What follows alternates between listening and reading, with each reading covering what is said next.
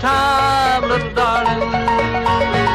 When you will want me, I know. But dear, it will then be too late for you to tell me so. Now if you have made up your mind, and if you still want me, you know, why do you keep me in there? Why don't you tell me so?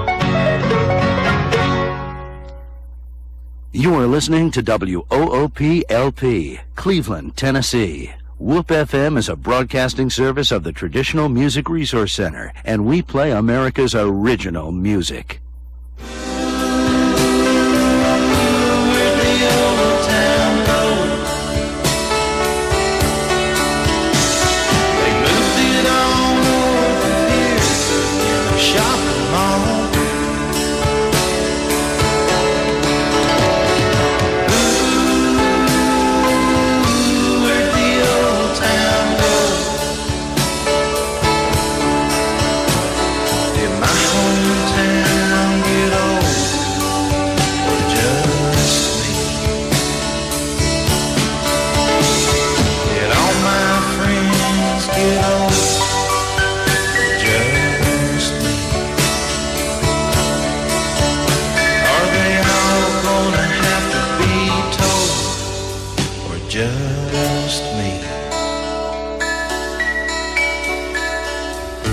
Good morning and welcome to Old Town Cleveland here on WHOOP FM 99.9, or you can go to the internet at www.whoopfm.com. You can call us here at 614-5553. Happy New Year to everyone, and good morning, Debbie Moore. Good morning, Ron. Today is January the 2nd, 2016. I had to kind of think about that to say it correctly.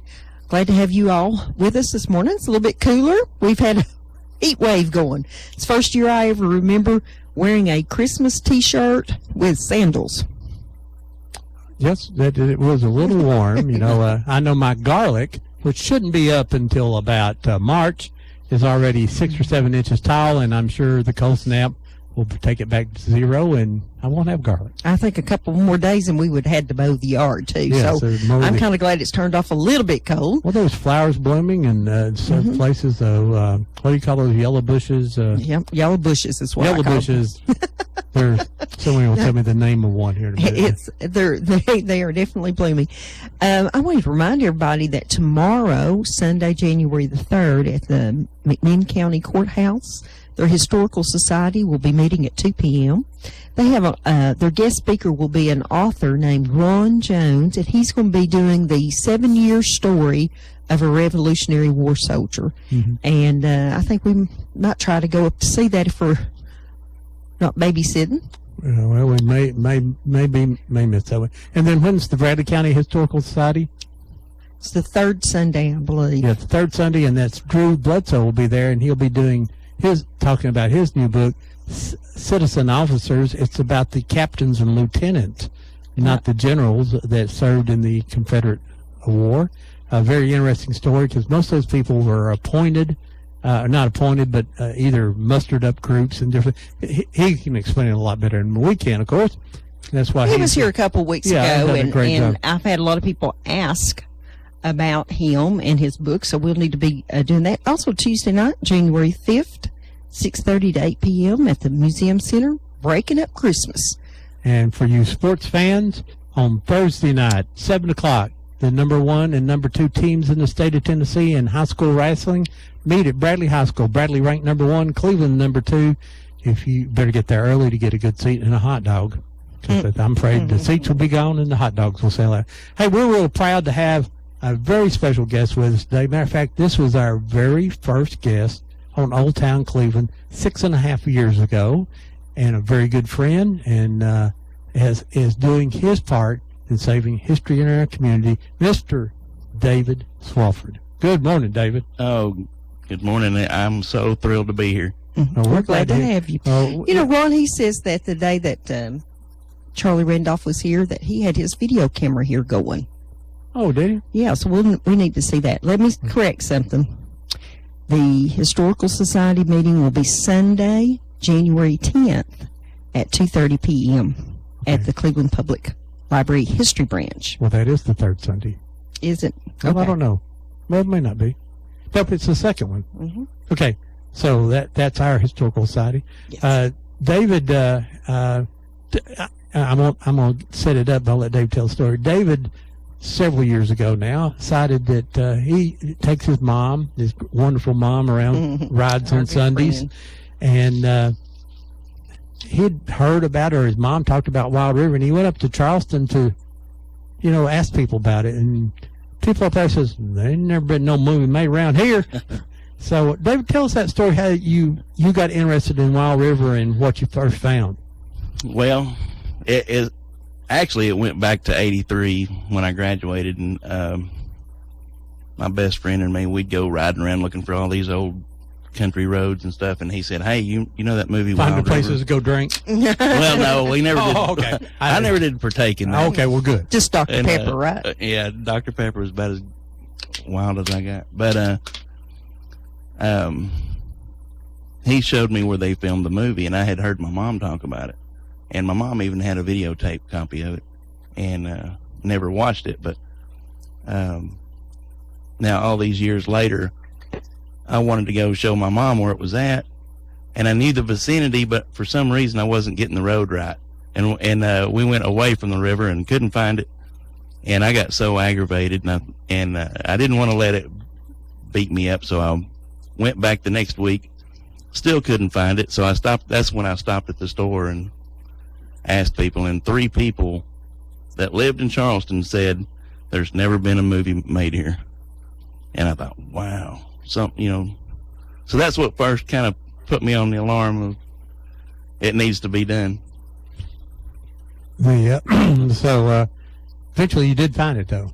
Yeah. I know we talked to you, and you started talking about some of it and telling things like that, and you just had all this amazing knowledge, and we said, David, you need to write a book. This is amazing. And then David, next thing you know, it says, I'm going to write a book. Mm-hmm. Well, first time I met David, and he hates us ever since then. But he came to the Charleston Calhoun Hiwassee Historical Society meeting and announced that he was going to work on this and was asking for people's help. And we hadn't even started the show yet, I don't think. And I went over and talked to him, and as soon as we decided we were going to do a show, I called, chased you down, and asked you to be our guest. Yeah, and that was such an honor to me, because as full of history as this county is, for that to be the first on your show, that was just a huge honor. Okay, let's pretend that someone listening has no idea what we're talking about.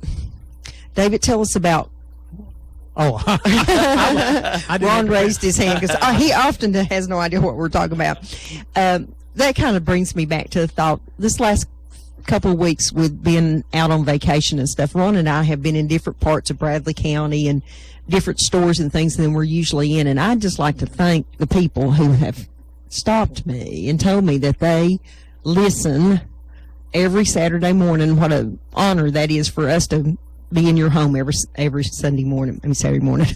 Anyway. I know at Hardee's one morning, this lady comes over and says, are you that lady on the radio? I recognize your voice to Deb. Yeah, it's kind of a hard to miss voice. What was our... We're going to start from the beginning and pretend like we don't know what we're talking about. Tell us about the movie. About the movie and how you think it ended up here in Bradley County and Hamilton County. Okay. Well, the movie, if you're not, and most people are not familiar with it because it was a forgotten film. It was never released on DVD or VHS or anything in the United States. It was overseas because they loved it so much. Didn't go so good over here. Why do you think that happened, Dave? I don't know. I think it was a time that movies were changing, maybe, and Beach Blanket Bingo and I think Ely Kazan, 007 and all Ely that. Kazan probably was not, what do you want to call, he went to the McCarthy hearings. He was part of all that stuff. Yeah. So that may have got him somewhere along the way.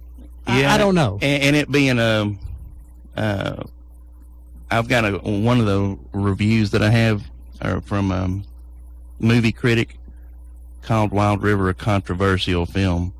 because not everybody wanted TVA in the area and stuff like that. So it was considered controversial, and with his controversial reputation with that House Un-American Committee. So they filmed this whole movie, and then they didn't release it, or Right. did they? Well, it was on at the theaters, but later on in years, you know how everything got converted when we first got VHS and yeah. then to DVD. Yeah, it was one that did not, and so people have forgotten the movie. And But now, And- your involvement, it is now released, isn't it? yes, I mean, David. I don't know that it had anything to do with me, but Well, you sure did. You called them and said, if I'm not mistaken, he says they said they had a copy of anything you wanted. He said, "Well, I want a copy of Wild River." He said, yeah, Well, we don't have that. And next thing you know it, now they do. Well, it took a little while, yeah, a couple of years.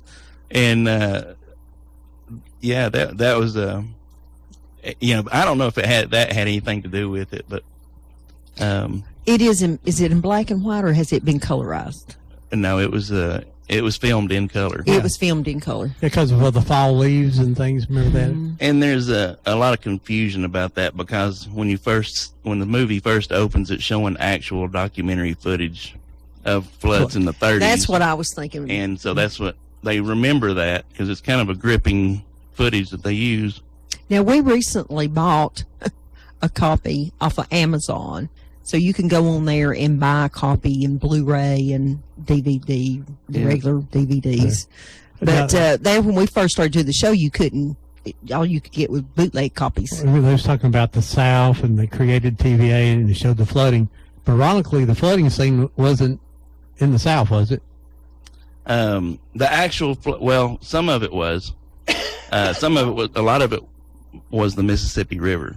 Like the, what I'm believing it is the 1927 flood in Mississippi. There's a- They show this man that had Yeah. lost his whole family, and the children had drowned, and I had always wondered if that was, pretend or real life, and you're telling me it's real footage. Oh yeah, And you actually found the monument from that flood, didn't you? yeah. And me and my mom just came from there And where was that? in New York, up in and see, that's one of the gripping things, is because you think that it's going to be down south, but it's the man telling the story is from New York. Mm-hmm. He lost his wife and his daughter or daughters or in the flood. The children. Had, Yeah, and he said they still haven't found the baby. Yeah, three children were lost in that, and well, actually 4, because she was pregnant at the time, and they ended up losing the 4th child too. So basically, if you've never watched Wild River, in a nutshell, a short Reader Digest version, TVA is coming to build dams to stop the flooding and help the economy, and they had to flood land like they did in Charleston, Tennessee, and like they did all along the Hiawassee, going along towards the the river Coy, into yeah. Tennessee. They had to flood things, and one lady didn't want to sell her property, and Montgomery Clift was come to move her off the land, and eventually the federal authorities forcibly remove her off the land. That's the synopsis of the story. Now there's a love story gets mixed in there, and there's local people starred in it. Lee Remick, her second movie, I believe, for Ely at least. Yep. Because Facing the Crowd was her first, and that she was in it. They stayed at the Cherokee Hotel downtown. Talk a little bit about that. Yeah, and that was really neat. And I don't know if I had this information the last time I was on, but when Lee Remick, she had her 9-month-old baby with her, Oh, I didn't know that. and she had hired a nurse to stay with her in the hotel while she went to film the movie. But because she had that little baby, she needed something to heat up the milk and stuff. And so Lee Remick, they put that in the room for her, and that was the first time in the history of the hotel that anybody had ever had any kind of heating plate Like or a whatever. Hot plate. Like a hot plate in there. in the room. Do we know who the nurse was? I've heard Was she a local? couple of states. Oh, a couple of people. It may have been more than one But- person, actually. I mean, I don't know. but I think she brought her own, Oh, okay. She brought her according along. to the newspapers. Okay. What about Okay. Miss Ledford? Not Miss Ledford. Mhm. Well, Larry Ledford's mom was Well, one of her hairdressers, yeah. And they became lifelong friends. Mm-hmm. You know, they sent gifts to each other as they had children and would talk often on the phone. And Mrs. Ledford has passed now. I've never heard. Did Joe Van Fleet stay at the Cherokee also? Yes. So the whole cast did. Yeah. And they had to bring something into the Cherokee Hotel for her too. What was For that? Joe Van Fleet, they had to bring in a barber's chair because it took 3 hours to put that makeup on her to make her look old. Oh, so she'd do it there at the hotel. Yeah, before. And she would how leave. old was she actually during the filming? Her late 30s? Well, that's what the newspapers say, but from what I can tell, is she was like 42, She was 42, and she, played an 80-year-old woman. yes, and very believable And, as an 80-year-old woman. and one of the newspaper articles was describing the process of how they did that, and said that it was all brushed on. There was no latex or anything on her face. Hmm. It was just all done with makeup. That's amazing. They And also now, they had James Earl Jones. His daddy was in the movie too, wasn't he? Yep. He was the guy who owned Old Blue, which is another whole story in the next so hour. where did James Earl Jones's dad stay? At that time, we were very segregated. I don't think that they probably stayed at the Cherokee. You know, well, Good question. that is a good question. I've never really thought about that. Oh. But Yet another thing to answer. yeah, well, I mean, here the guy who owned or who ran the Cherokee Hotel, he did not want. There was like 80 or 90 people Mhm. came from Chicago, New York City, and Hollywood, and it was going to take up all the rooms that they had. The manager of the Cherokee Hotel said he did not want to do that. He wanted to leave some rooms available for people traveling through. And so that left them in a bind where they didn't have enough rooms, so they had to convert the rest of the crew to the Holiday Hill Hotel on South Lee Highway. Oh, I had never heard that. Yeah. There was a Holiday Hill 1 and 2, Right. Yes. and the rest of the crew stayed there. And so if I was going to guess, I would say Robert Earl Jones was over there. Yeah. Mhm. And then Eddie Gazan stayed in the hotel too. Yep. I think that would be a good question to ask, like Mayor Good or someone. They may have not thought to tell you that because, Yeah. I mean, it would surprise me even if they were allowed to stay at the Holiday Hill. Because we know and help me out here, David. I get bits of story, then I'll let you finish it. But when the movie was premiered in Cleveland at the Starview Drive-In, blacks were not allowed because that was segregated at that time also. Is that true? Did they I think they were invited but did not attend. Well, the only story that I've heard like that was that because this was a dry county, of course, you know, these Hollywood people, they like to drink. The only place that they could get a drink was at the Cleveland Country Club, and they had a party and stuff, and I think it was for Thanksgiving. And because blacks were not allowed in the Cleveland Country Club, Hmm. Robert Earl Jones still went, but he made money parking cars. Oh, no. That's terrible. That's the story I heard. That's terrible. But- Oh, that's wonderful, but it's terrible. You just don't. I mean, it's just so hard to imagine such a time. But the premiere at the Starview, the pictures are of the white cast members, and Carolyn is the one that said it wasn't that anyone was excluded. And then when we asked the other side, they said, well, we just kind of knew our place. And then there was an ad that ran in the paper that said that they were going to have a special showing just for the black community, but then somehow it was canceled. Yeah, because the film was doing so bad, they pulled it off to make way for a more profitable movie. Oh, okay. And so they were ordered by 20th Century Fox to pull it. Well, now, when the premiere happened here, did it was it a big sellout that first time, or do you know?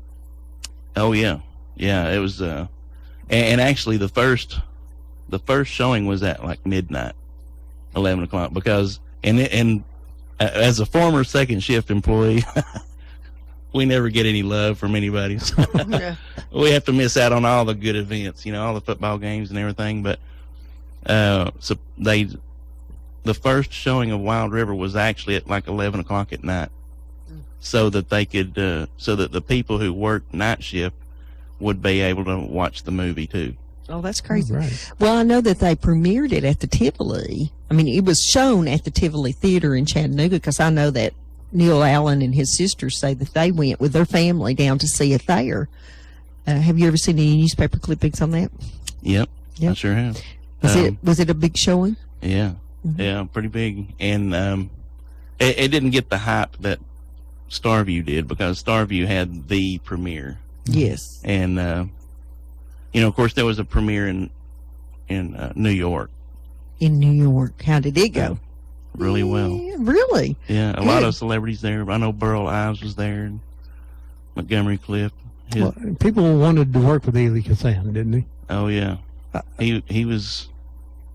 The snapshots of him are very impressive, where he's playing with Judy and he's talking to the crew members and stuff, and you just feel like he wasn't one of those real dominant yakety people, that he really was doing a good job. Hey, we're going to open up the phones here. You're listening to Old Town Cleveland on Whoop FM 99.9. You can go to the internet at www. You can call us here at 614-5553. We've got the legendary Dave Swafford here, The infamous. the guy who's writing the book about the movie Wild River, the expert. There's nobody else in the United States knows more about Wild River than David Swafford. It's just point blank. Yeah, and There's always something else to know. I take that as a compliment, but to me it's sad. That 55 years have gone since this movie was filmed, and some guy who wasn't even born there is the, that just doesn't make sense to me. Okay, I was born. I remember hearing people talk about it, but I don't remember. I was way too young. That's why we have to have people like you, David, who get an interest and a passion in the subject. And the only way we preserve history is you film it, you write it, or photographs, and you've got thousands of photographs. I don't know how you get all those into the book. You've got stories, personal stories from people, the local people who are in there. You've got you went to libraries, Ely Kazan's library. So what you're doing is very, very important to this, to the history of this project, to that movie. And if he keeps writing, it's going to be bigger than the history of the world, part 3. Yeah. I want to take just a moment here, if I might, Dave, to say that Ron and I are working on a documentary of the Ducktown Basin, not necessarily the mining aspect, but anytime you talk about Ducktown, you've got to talk about the mining, but we're talking about the families and how they lived with no trees and no grass and purple clouds that came by, killed everything, and the shopping at the company store. And I'm needing snapshots from individuals. Look in Grandma's photo album and see if you can find something. We're looking for stuff from the 40s, 50s, 60s, and maybe the 70s, because that's when the people that we talked to were living there. And even if you've never lived in Copper Hill or thing, and you're like many of the families around this area, that once you got that movie camera, you drove through Copper Hill and filmed out the window of all that nothing. dirt. We need copies of that. We really need copies showing the color, the old black and white's one thing, but a color film of nothing but tan, dirt, no trees, no grass. We really need that to show people who are younger today have no concept of what that looked like. The picture does it, but so we've got one. I think Deb's family has one. We're trying to find it on the aloof of a 100-foot reel. Yeah. So, but I'm going to get that all converted. But anyway, we need that, and we need it right away. If you have movies from parades in Ducktown or Copper Hill, birthday parties, weddings, we need all that kind of stuff. Just we need that for fillers. Just anytime you can put some old footage in it, it helps make the. Someone sent us some movies, Dave, of a snowstorm in Copper Hill. Wow. We lost the effect. It looks like every place else when it snowed. But I appreciate the efforts that they made. But So- anyway, we've got some folks working on it, but I know someone listening knows someone that has that stuff, Yeah. and we need it. Call 614-5553. David, tell us all the places. It was all filmed in Tennessee, but it wasn't all in Charleston. Tell us the different sets where they were.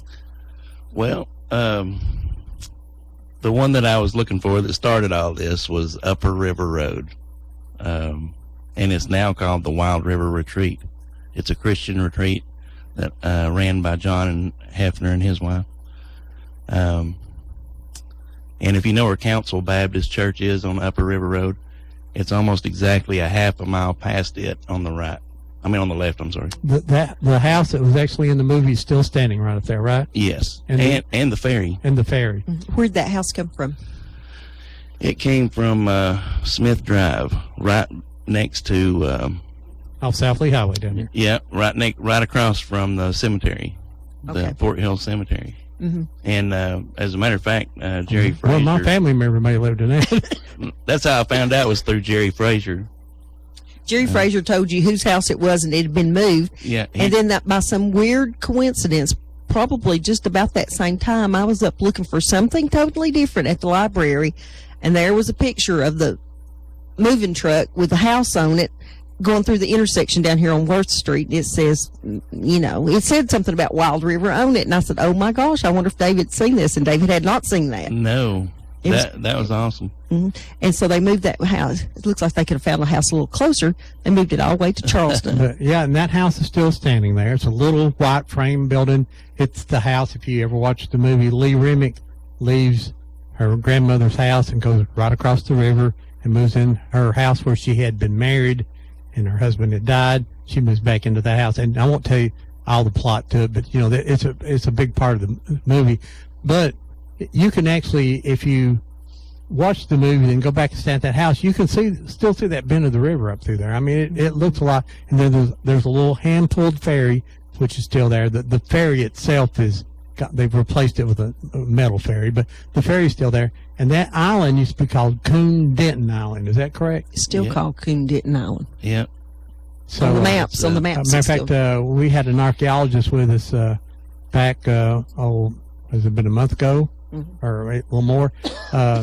Sean was with us, and he was very interested he said, in the island. wow, he said, I've not seen that island, and the islands along the Hiwassee River had a lot of Indian and Habitation, yeah. yeah, and good possibility that there was Indian habitation there there, but the plowing, and so, but now go ahead. That's the first location. Yeah.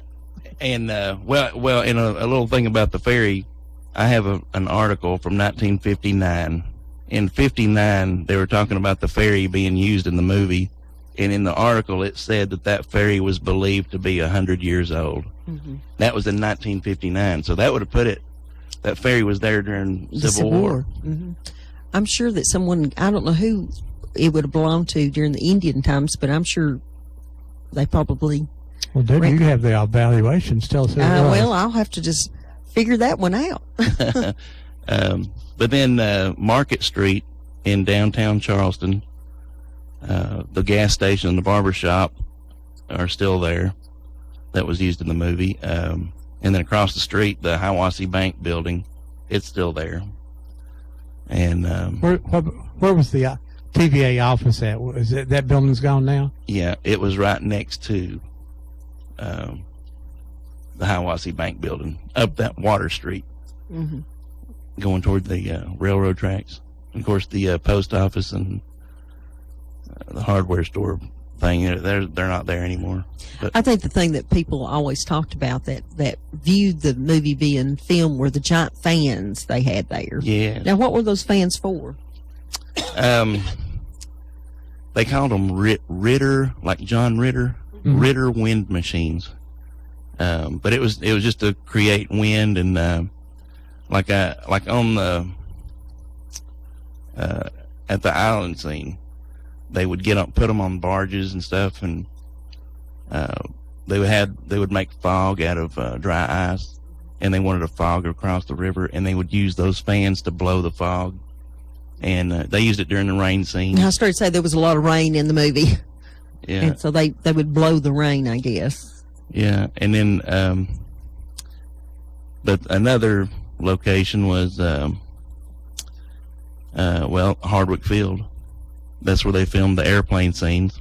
Oh, did they? Mhm. Yeah. But the airplanes never took off, did they? No, they were being filmed on the ground. and then the National Guard Armory. Do we know whose airplane that was? I found something when we went to Connecticut that insinuated that it was a TVA airplane. Oh. So Mhm. I'm not sure. TVA wanted to keep a close eye on how they were being filmed. And so That gave them an excuse to be here. Yeah, Yeah, I understand why and they they- would have been concerned about that. yeah, and they may have offered that, Mhm. you know, to I know Carolyn was quite concerned about her young daughter Judy being taken up in the airplane, and then she felt like it was okay once she figured out they were just pretending to be flying. yeah. Yeah, and then Ball Springs Cabins, if anybody knows Mhm. where that's at. I mean, all this was in Bradley County. That's where the scene where the guy's flipping the light switch. Going, golly, who Yeah. thought of that? Yeah, that's Ball Springs. Mhm. And I've got a movie location that I cannot find Well, still. go back to National Guard Armory. That was, they said something inside there, right? Yeah, they use the gym. Mm-hmm. And see, that's a lot. I get a lot of misinformation. People would tell me that was the gym from the YMCA, and at the time, if you go to the YMCA now, Mhm. they have a picture of a house on the wall. It's just a little house, and that's all it was. And so they used the National Guard's gym Right.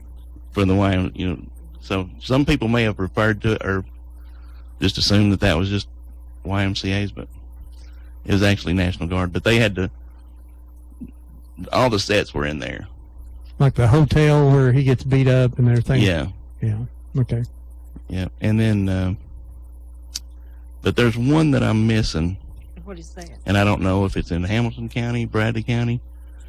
It is the little house where toward the end of the movie he's trying to find a house to move Ella Garth to, the old lady in the movie, and the house doesn't have a porch, and he turns to the real estate man and he says it has to have a porch.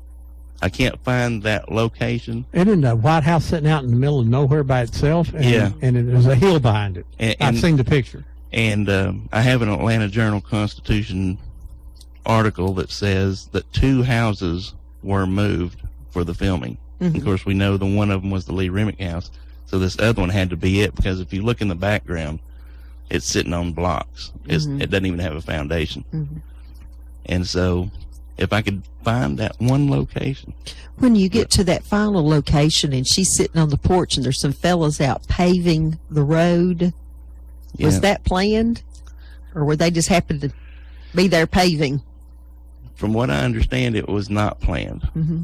but they were used in the movie anyway because they were there. What could they do? Well, and too, for those of you who've seen the movie, you know, they're talking about progress coming to the area, and getting a road paved was really progress at that time, even though she had a cow in her front yard. It was progress. Yeah, and where was that house at? The one where they finally moved her to? That's on Birchwood Pike.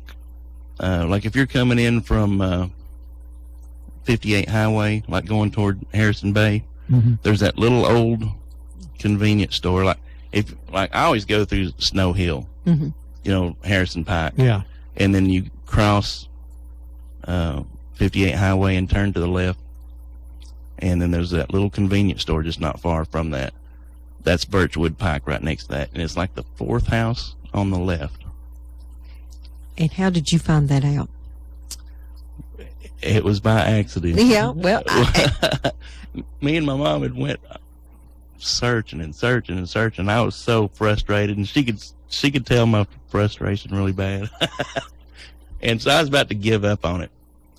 And so Doyle Palmer Doyle's a good source. Yeah, I was talking to him on the phone about Ball Springs Cabin, and he told me about a lady, and I can't remember her name right off, but he told me that she could tell you anything about Ball Springs Cabin.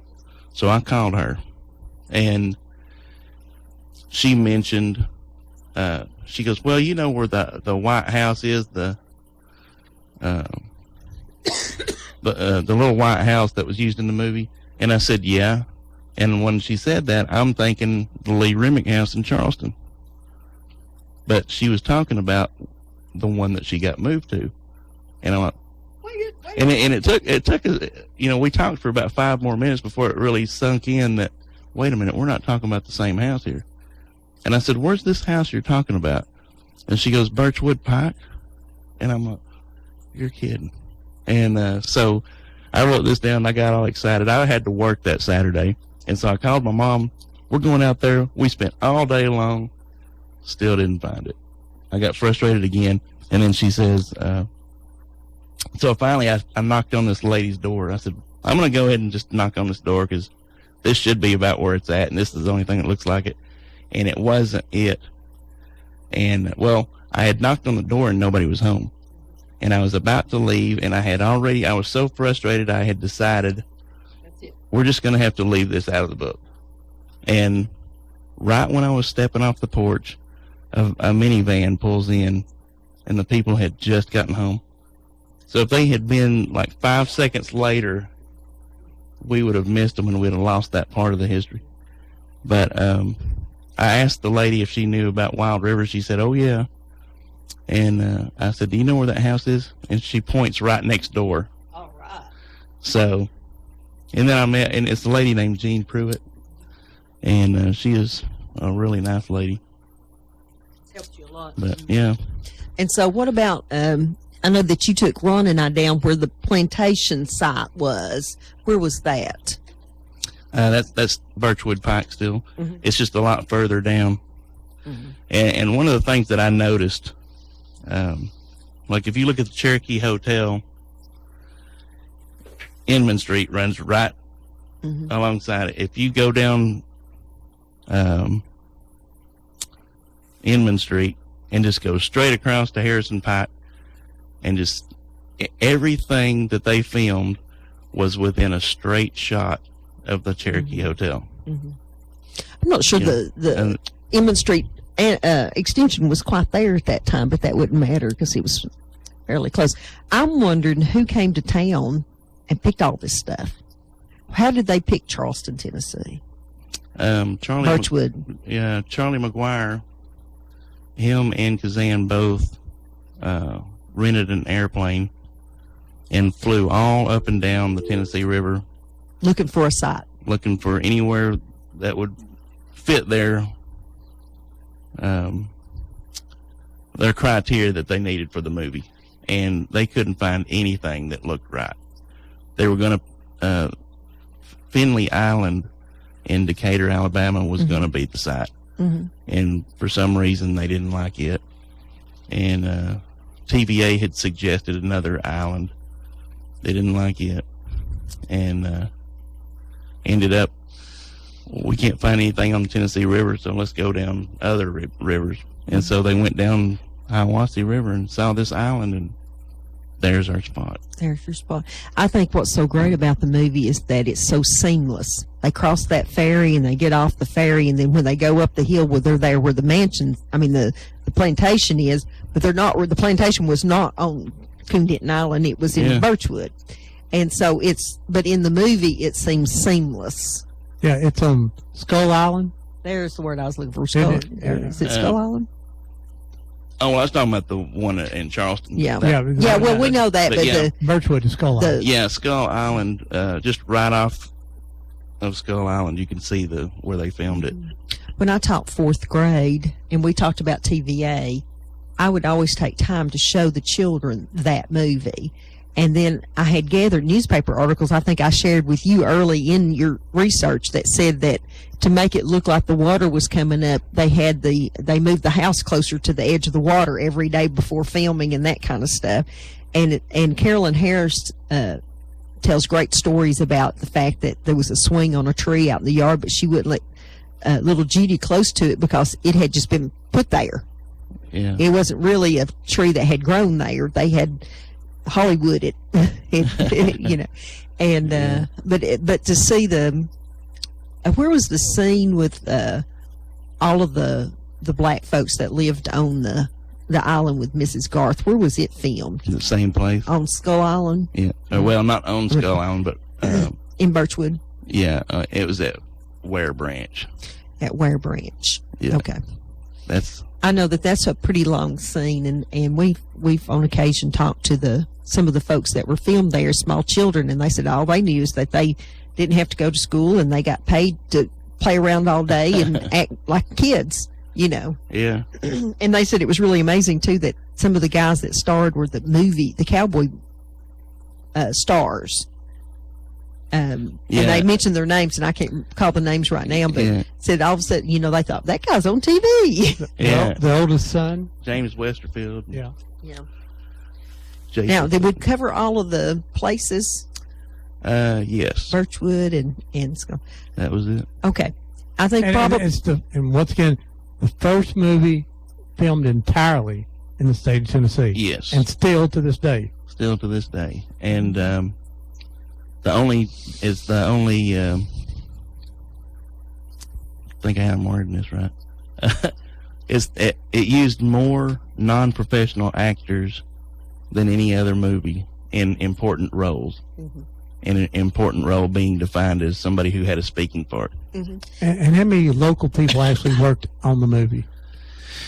Well, that's a problem of mine I've got right now. I've got, I'm going to say a little over 200, but I'm counting indirectly that worked on the movie.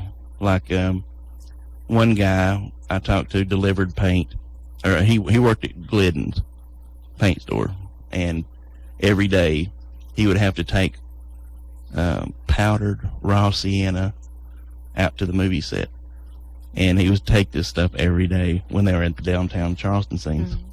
And he finally asked him one day why. What are you doing with all this? Yeah, and they said that because in the 1930s there wouldn't have been paved roads, so we pour that on the streets, and then when the cars roll over it, it looks like dust or dirt. And that was what and so he was indirectly involved in it, but yet there was something about the rain scene when they were trying to turn the house over or the truck over. There's something about the rain. There was some kind of effect that was first used. Yeah. Oh yeah. And that was first time ever used in an American film. Ellsworth Fredericks had just finished.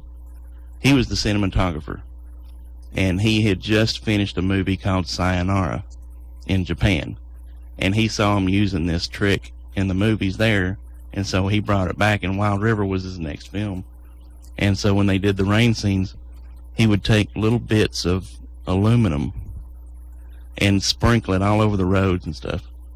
And so, like, when they're making the fake rain, you know, it's not really raining behind them, but to create that effect, they would put that aluminum on the street, and then one of the big lights would shine on it and make it sparkle on the street, with giving the appearance that it was raining in the background. Now, how did the fake rain? How was it made? They put some pipes down to the river. You know, the backwaters back behind Charleston, behind the where that park is, where that spring is, like at Henniger Springs. Yeah, where the gas station and barbershop is. They ran it up there and they pumped it out and sprayed it straight up into the air, and then when it fell back down, it would look like rain. Mm-hmm. Did local people do that? Yes. Yeah. Amazing. Yes. Under the supervision of whoever their prop guy was that made this stuff. Now, was there? Seemed like they had some kind of law enforcement presence there was it highway patrolman or something assigned to them, or? Both. There was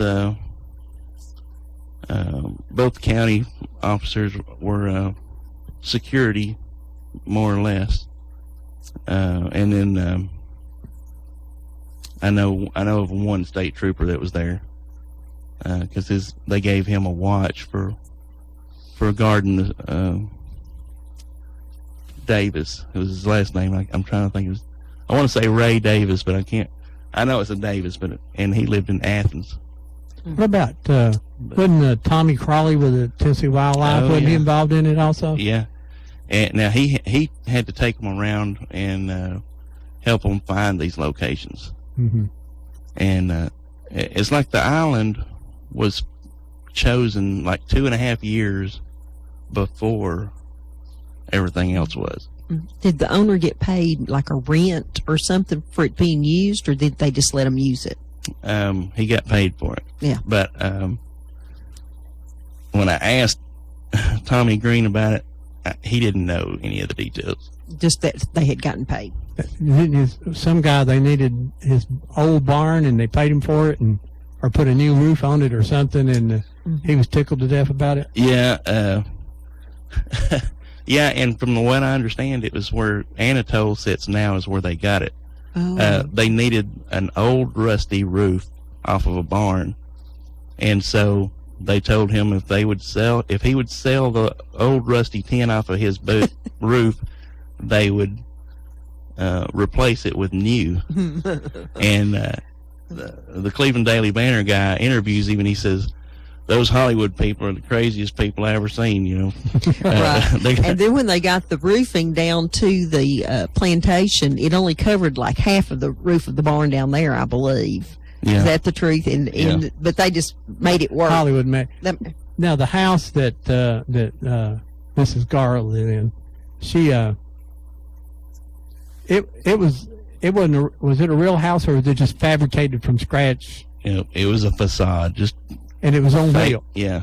So every day when the water got deeper, Slides. they just sort of rolled it closer to that.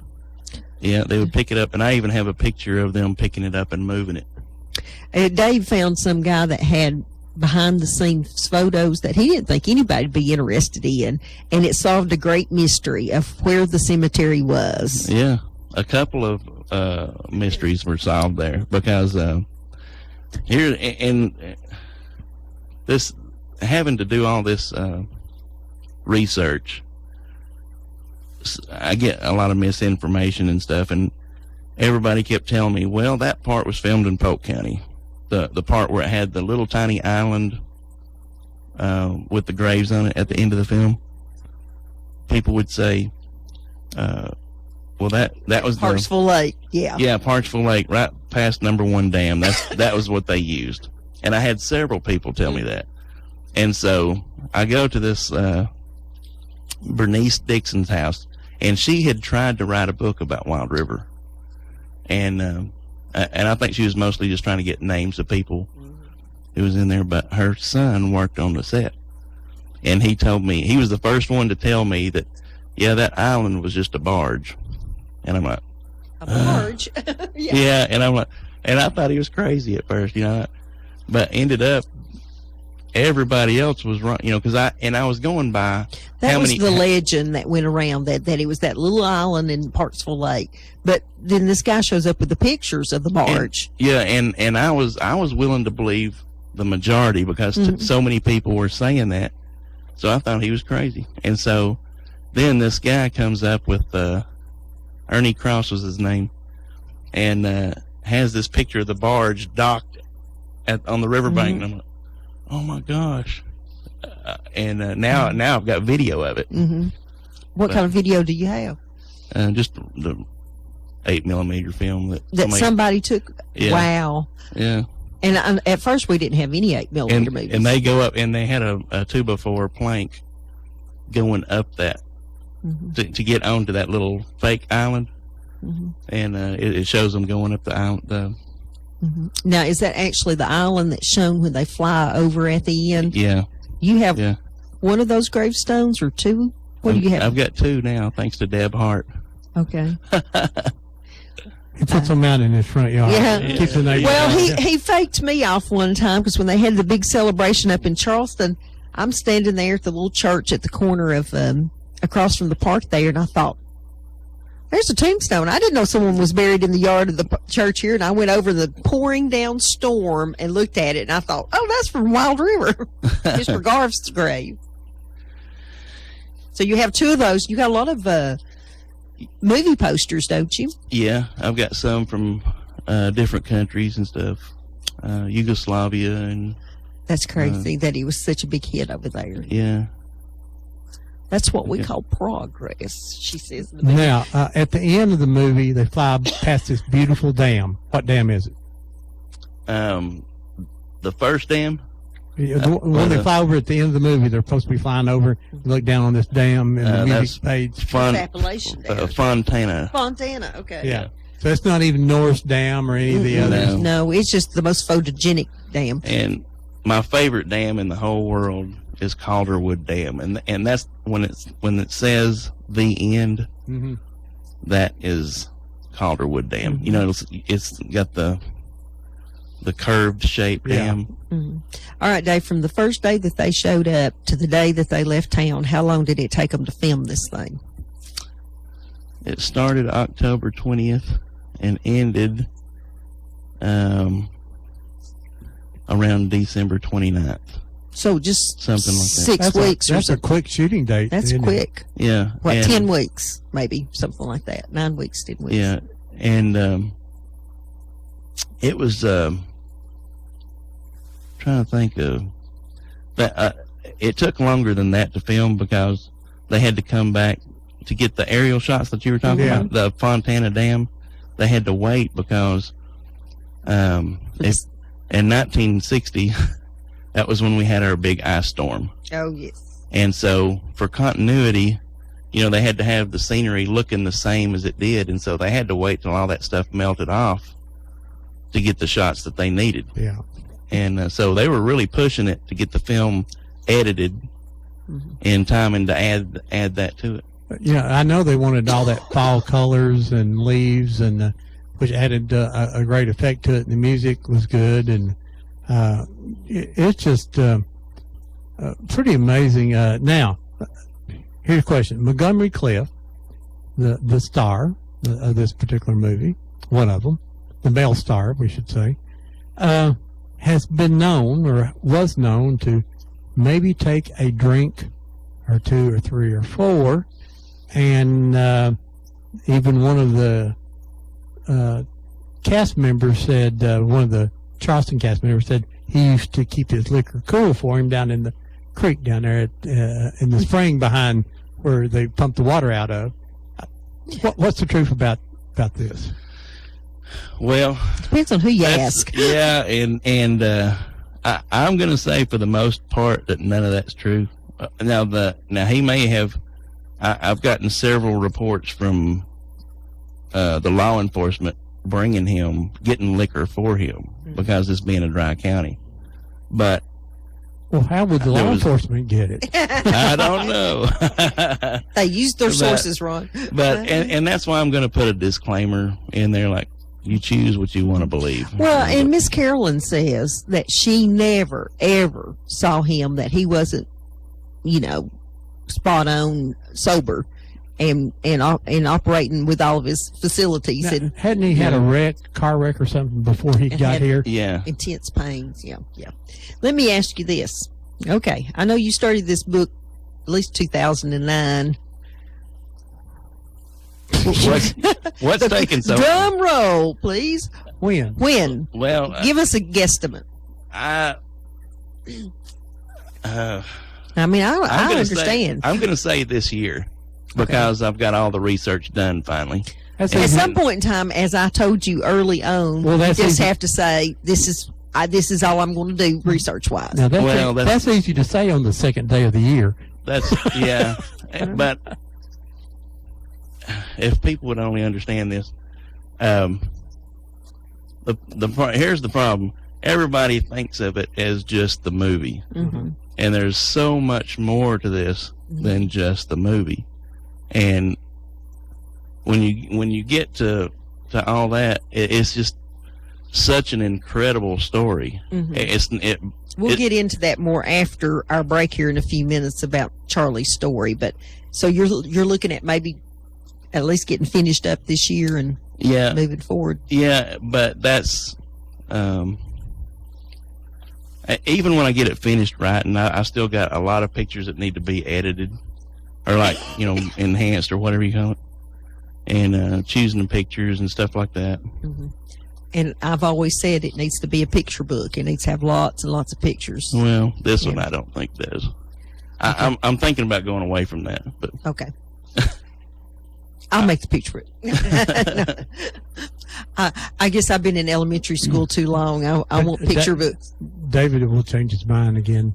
Well, David's the one that's Let me- done this, and he if knows you've- what he needs to If do. you've never written a book, it is a very difficult thing to do because do I want to leave this in? Do I want to leave that in? And we found that out in making documentaries. We've got 20 hours of people recorded from Copper Hill that every bit of what they say is great. Well, we can't make a 20-hour video of just them, so we're going to have to use 2, 3, 4 minutes of each of those people to get that down in some time, and then some filler and the other information that goes along with it. And, it will take us, somebody says, well, you make a 30-minute film in, 30 minutes. Well, we're working on a 4-minute film for the Bradley Wrestling program, and last night we got 1 minute done, and it took us 3 hours to do 1 minute because you have to pick out that right footage. You got to cut it, trim it, put it in there, and see if it fits. We have time-lapse photos in there and stuff, and it doesn't happen as fast as you want. An hour documentary is a good 300 hours of work. So we understand that. Yeah. And Deb's wrote several books, and I know she's a bulldog at it. She'll sit there and type from 7 o'clock to midnight 5 days a week, and she said, well, I got a chapter done. It's really difficult, and I've told Dave to prepare himself too that the minute he puts out the book, somebody's going to show up with fabulous stuff. Yeah. It always Oh, yeah, happens. That's how you get the good stuff, But we need to, Dave, you need to start a Friends of Wild River Facebook page if you haven't already, somewhere along the way, especially as you get closer to getting the book published. That People may share pictures with you and stories, and of course, you'd like to say the lore, the folklore, to the passed downs. You know how that changes, and so you've learned that more than anything. We'll talk about Old Blue here a little later on. Lee Remick's husband died during this filming, did she not? no, he had a wreck. He had a wreck. Yeah, and he was in a coma Oh, yeah, okay. for a couple of weeks, but it did affect the filming though. Yeah, they kind of had to stop it. And So, go. but it's still pretty amazing. In 9 weeks, they got all the basic footage done. That's pretty amazing. Most movies now take a year. And I can't of course, you have all the imagine- special graphics, and you have to stand in front of the green screens and do all that kind of stuff. We have all this digital stuff now, but at that time, they were filming on film. I can't imagine editing all of that. When we come back from our break, I want to talk about the local people that were in the movie.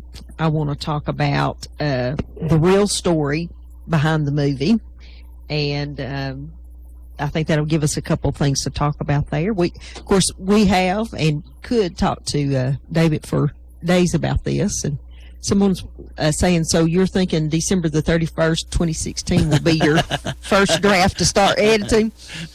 Yeah. Well, you can't hardly put a date on it because it is so time consuming, and, it still has to be typed and it still has to be edited, and, Have you got a title for it? Yes, and I'll tell you about that after. Okay. Okay, we're going to go to break, and we just like to remember all the folks that we lost last year and last week, and we need to say happy birthday. I missed it last week. Number 97 to Miss Bess Neal. We appreciate her being a listener, and we say happy 97th to her.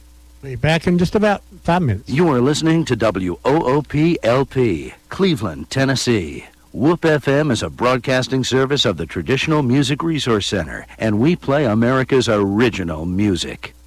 Check into Checking to cash. Need a little extra cash right away? Who doesn't? Turn your car into cash at Check into Cash. Get up to $4,000 with your car title, only from Check into Cash. You get more cash with a Check into Cash title line of credit. Turn your car into cash today at Check into Cash. Visit checkintocash.com for the store near you. $4,000 title line of credit maximum, based on value of vehicle and ability to repay. Subject to credit approval. See store for details.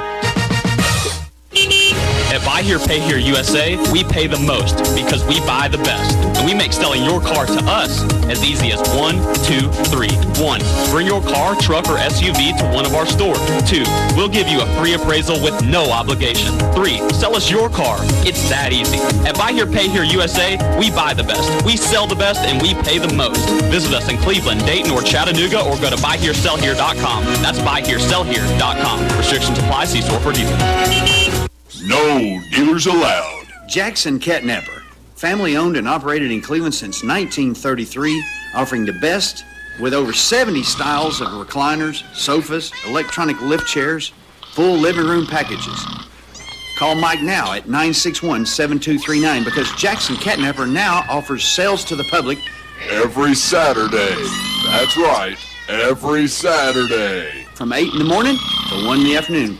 Or call Mike at 961-7239. Or go see him Every Saturday at 1911 King Edward Avenue, just across from the main plant. Jackson Catnapper, family owned and operated in Cleveland since 1933. 961-7239. No dealers allowed.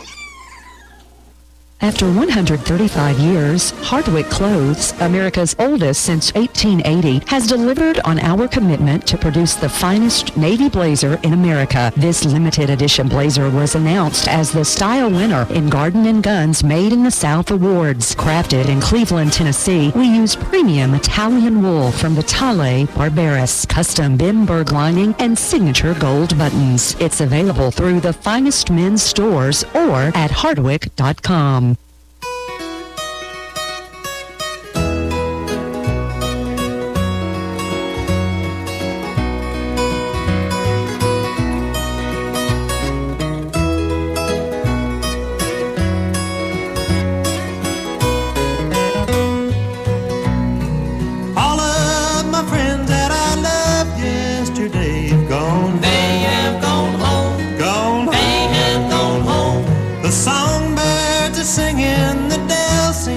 Say gone, they have gone home, gone, they have gone home.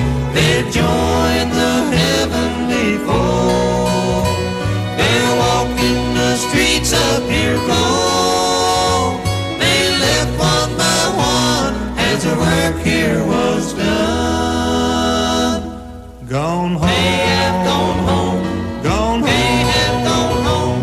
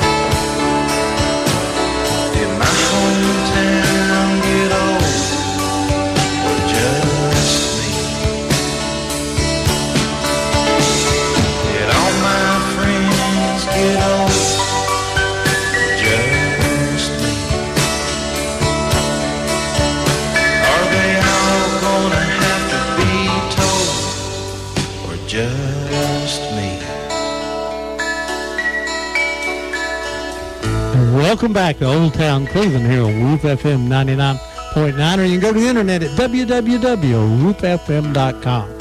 You can call us here at 614-5553. Today our guest is the legendary David Swafford, the expert. I don't know about that. The expert on Wild River. And truly, I think of anyone in the country, David Swafford is probably the expert on Wild River. And we're glad that he is. And we say every week is if everybody would pick one project to save history, it could be your family history. It could be a history about an old store or a restaurant or something here in town. That would be great for our history here. There's the Grand Lunch, one of the legendary restaurants here in Cleveland. I don't have a picture of that anywhere. If anybody has a picture of the inside or the outside of the Grand Lunch, get that, share that with us. That was a restaurant everybody, David, I don't know if you remember the Grand Lunch or not. No. Yeah, you're just a little too young for that. But yeah, me too. It was one of those places when you walked in, you wanted meatloaf, potatoes, corn, and green beans. Guess what? It was on the plate and they handed it to you. Wow. It was ready to eat, and it was always good. Before we get going here, Ron, let me remind people again that the McMinn County Historical Society will be meeting tomorrow in the basement of their beautiful courthouse. The Blue Room. In downtown Athens. Be on the east side of the courthouse, I believe. Sunday, January 3rd at 2 p.m. And they'll be have a Revolutionary War soldier's story told by a local author. And then also Breaking Up Christmas is Tuesday night, January 5th. 6:30 to 8 p.m. And then on Thursday, January 14th, they'll be having the opening night for Made in Tennessee. And it will be on exhibit at the Museum Center at 5 Point until February 20th. January 10th is January 10th is the Bradley County Historical Society. Drew Bledsoe, a doctor from over at Lee University, has written a book called The Citizen Officers. It talks about all the lieutenants and captains and that weren't appointed by the president or by a big general, but they were appointed some other way. I mean, they weren't appointed. It's the next level down, and how they got appointed was differently. Drew will be able to explain that a lot better than what I just did, we hope. And also, he was on the show here a few weeks ago, and y'all heard a tidbit of that, so you need to be sure to come join us on that Sunday afternoon. And if you're a wrestling fan or have never been a wrestling fan, the number 1 and number 2 teams in the state of Tennessee, Bradley High School number 1, Cleveland number 2, wrestle. Wrestle. Or for some people, wrestling. They will be here Thursday night, 7 o'clock at Bradley High School. Get there early, get your hot dog early. You'll see one of the biggest sporting events in Bradley County. And we got a caller here. Go ahead, caller. You're live. Happy New Year to you guys. Doc Hollywood here. Hey, Doc Hollywood. How are you, sir? Hey, I heard you guys talking about liquor and drinking a while ago. That's something I wouldn't know nothing about. We knew we'd get your attention somehow. Yeah, what was it? We determined a couple of years ago, I think, right there on your very program that, what was it, rubbing lemons up under your arm for a hangover cure? Did that work? Not so far. You need more lemons. Need more lemons. But, guys, I may have been at the scene of the crime, the first crime of 2016 in the wee hours after the Fro Daddy show, the big gig. I don't know if you've seen my Facebook post or not. Somebody bolted off with Fro Daddy's prized goat, his prop, on stage. His prize goat. His prized goat. What made it even more valuable than that Doc Hollywood signature on it, and a Whoop Radio sticker of all things. That's about as bad as Dingbat being stolen from Oak Grove School that year. Was that never solved? No, that was never solved. We never recovered Dingbat. From the Dr. Shock shows, Dingbat was stolen here in Bradley County at Oak Grove School. I don't think Fro Daddy's going to rest till that goat's returned. They've got enough information, I think, that hopefully it will be. But, some other pranks around Cleveland right quick. They used to steal a Shoney's Big Boy, about once a year over there off of Shoney's. And I think they finally got the Bradley Bear anchored down to the point where it could not be taken loose from the awning out there at the Bear Stadium now. Yeah, it was. It still gets painted blue every once in a while. Wonder who does that. I wouldn't have a clue there. Oh my! But hey, of course, guys, on serious things here, I'm going to put a shout out for Doc's first kickoff of last week. My last show of 2015, kicking off my first show of 2016 tonight. Doc Hollywood's Dynamite Dance Show featuring best 70s, 80s R&B and disco. And hope everybody can tune in there. And who knows, we may have breaking news that Pro Daddy's goat has been recovered. Hopefully. Well, we'll try to help find that goat. Because Right, you know, I don't know how he'll be able to sleep without his goat. That's a whole totally different story then also. Yeah, it's bad when somebody gets your goat. That's right. Feel bad. All right, Doc Hollywood, what time tonight? Yeah, thank you for asking. 6 p.m., 6 to 8 p.m., dress up, act full, and spin a few records. Call him your request. All right, sounds good there. You don't Doc don't have to dress up. He dresses like a fool every day. We'll see you, Doc. Thank you. Bye-bye. You can call us here. Doc. I don't think he thought that was funny. Well, Doc knows the truth. No, Doc knows him and I are friends, and we can cut up with each other. And if you do like disco music, man, he's a guy that really knows it better. He hasn't grown up the 80s. They're still going on. He didn't know that it's 2016 yet. He still thinks it's 84. And so what was that song, Disco Like It's 1984? Was that it? Help me out here. I don't know. Hey, call us here at 614-5553. We got David Swalford. We're talking about Wild River. While we were on the break there, David got someone called in and told him about the paving in front of the there. Go ahead. Yeah, that was neat information. I don't know. I've got that list of names, and what I was telling you earlier, I've got 288 names. Now that's counting all the professionals, but I've sort of lost every one of them. You sort of lost all of them. My computer died on me. Oh, no. So I had to get me a new laptop. And these new laptops do not have Microsoft Works. And so I have nothing that will open up my your files. My list that has the list of names. We can get that done for you. Yeah. Ron will help you with that. Yeah, that should work. Ron, we've got lots of stuff. And I think you can probably download Microsoft Works free from Microsoft. I'm pretty sure. Well, there may be you and your laptop need to come to our house. Maybe a computer geek out there can help me out. But that paving company is still in business. Yeah. And the family would probably have that information to Jonathan confirm that. Cantrell runs it now. Yeah, Roy Caldwell was the man paving the road. Could have been. Oh, yeah. Because when we got married, he was probably 80 years old and did our driveway in 1979. So he would have been in business then. And but the family would know that. Well, and while she's listening, I'm going to tell her something. Okay. When we went to Hollywood for this premiere, afterwards they had a little thing with Bruce Dern and talking about the film, and one of the guys that was from 20th Century Fox used that scene as a kind of a poetic way, part of the movie, because he said that as the movie starts, you see this beautiful scenery and the fog rolling off the river, and when Progress came in, that got traded. The beautiful river with fog on it got traded for asphalt and steam coming off the road.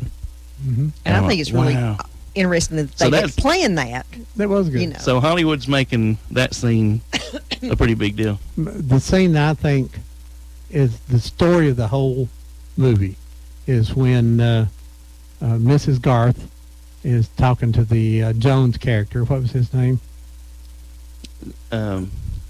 They weren't slaves, but they Sam. Or was the dog named Sam? No, the dog's name was Old Blue. His name's Sam in the story, but that's not Jones. Yeah. Is it? I don't know if it had did he have that last name? I don't know. He didn't have last name, but that was James Earl Jones' dad. Oh, okay, played Sam. Yeah. Robert. Anyway, Miss Garth turns to him and says, "I want to buy Old Blue," and Sam says, "He's not for sale." She says, "Well, I'm a buying him." And she says, you can't buy my dog. And there gets an argument there, and they go back, you can't buy one of the thing. And basically the TVA guy standing there in Montgomery Cliff, and basically the whole thing of the story is you cannot buy what's not yours unless someone wants to sell it. And the whole point was she didn't want to sell her island, and the government couldn't make her. Well, They did. they did. So tell us the real story behind White River. Yeah, and that's where all the research comes in, because the movie gets a whole lot more fascinating, and you can appreciate the movie more if you know the real history behind it.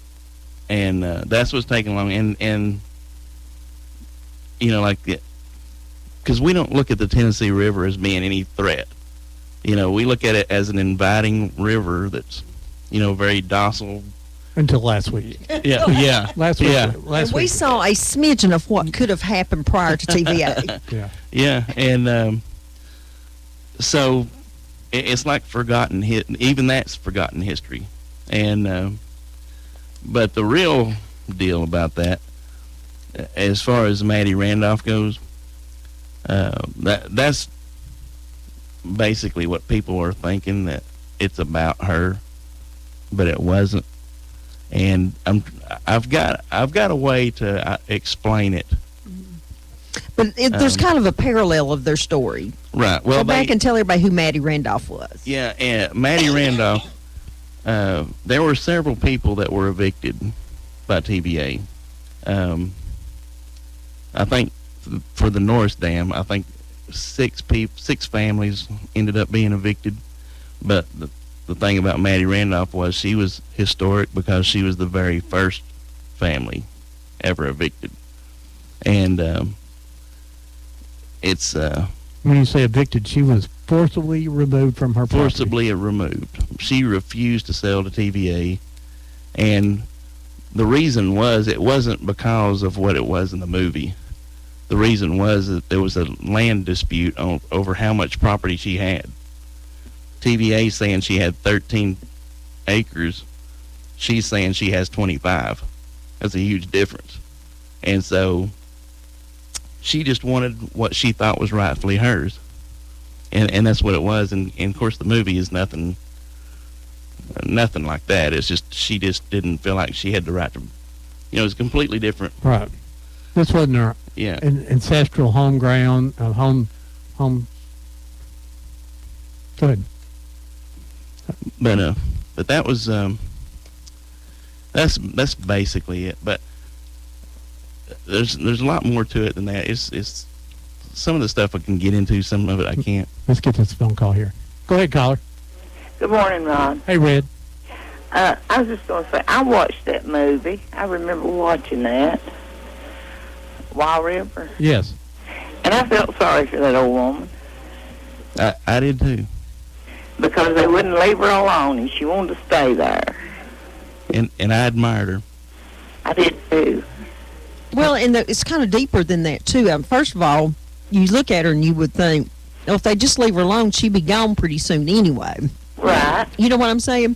Right. But I think that was some of the thought behind it, is that, you know, they had made that farm and then TVA was going to take it over, which is what happened. Now, when will the book be out that he's writing? I hope this year. I don't know. You hope?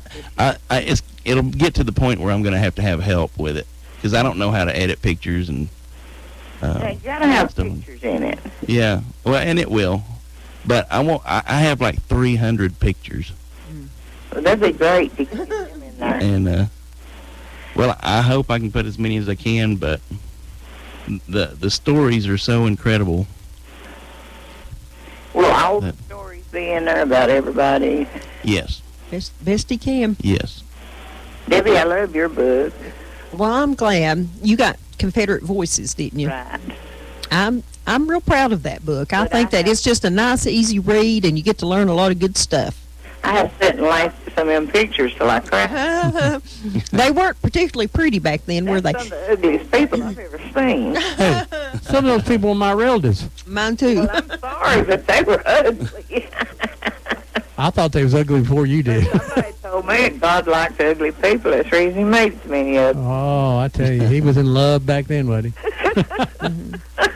Yeah, and there's someone needs to do a union book like that too, and then there's people that served on in both armies that needs to be a book about their stories too. But I'm gonna have to live another 80 years to get the project finished that I've got started.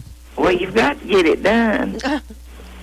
Because that was some good read. I like them letters that they write home and the way they write them. I loved them. Mm-hmm. And I like there's one of them in there that he was wanting to write his mama a letter, and so he stopped at some house and they gave him that piece of fancy paper to write on. Right. Super Dave. Yes. You were the one that was supposed to take me to Georgia to that car show that time. To the Moonshine Festival. Yeah, in Dawsonville. They have it every year, Red. And I told you I was big and fat. I couldn't get in your car. Well, I don't believe that. Well, I don't know. He's got one of them hybrid cars. It's quiet. Yeah, but I'm real heavy, Ron. I tell you. It hauled me. He hauled me down to Georgia, so I know it'll. I might be bigger than you now, Ron. No, I doubt you're bigger than me. I don't know. I hit the scales pretty heavy. I quit doing that. You did? Yeah, those scales. Yeah, I got on one of those talking scales, and it said 1 at a time, please. I just go to the grocery store and get on one of them meat scales. Yeah. There you go. They're more accurate. They'd be trying to sell me on the hoof. Okay. All right, thank you, Red. Bye-bye. Yeah. So Maddie Randolph, she lived, was it Norris Dam, right? Yeah. The Norris Dam was being built basically for Oak Ridge? Well, no. It was the first dam built, but it was for flood control and for... That's what But the TVA's Coy doing. Dam's older. Yeah. But, okay. Go ahead, caller, you're live. This is Ella. Hey, Miss Ella, how are you? I'm fine. Is it still snowing up there? There's still snow on the ground, yeah. Man, you've got too much snow. We hadn't had any snow. I know. We've had rain, though. There. We've had rain.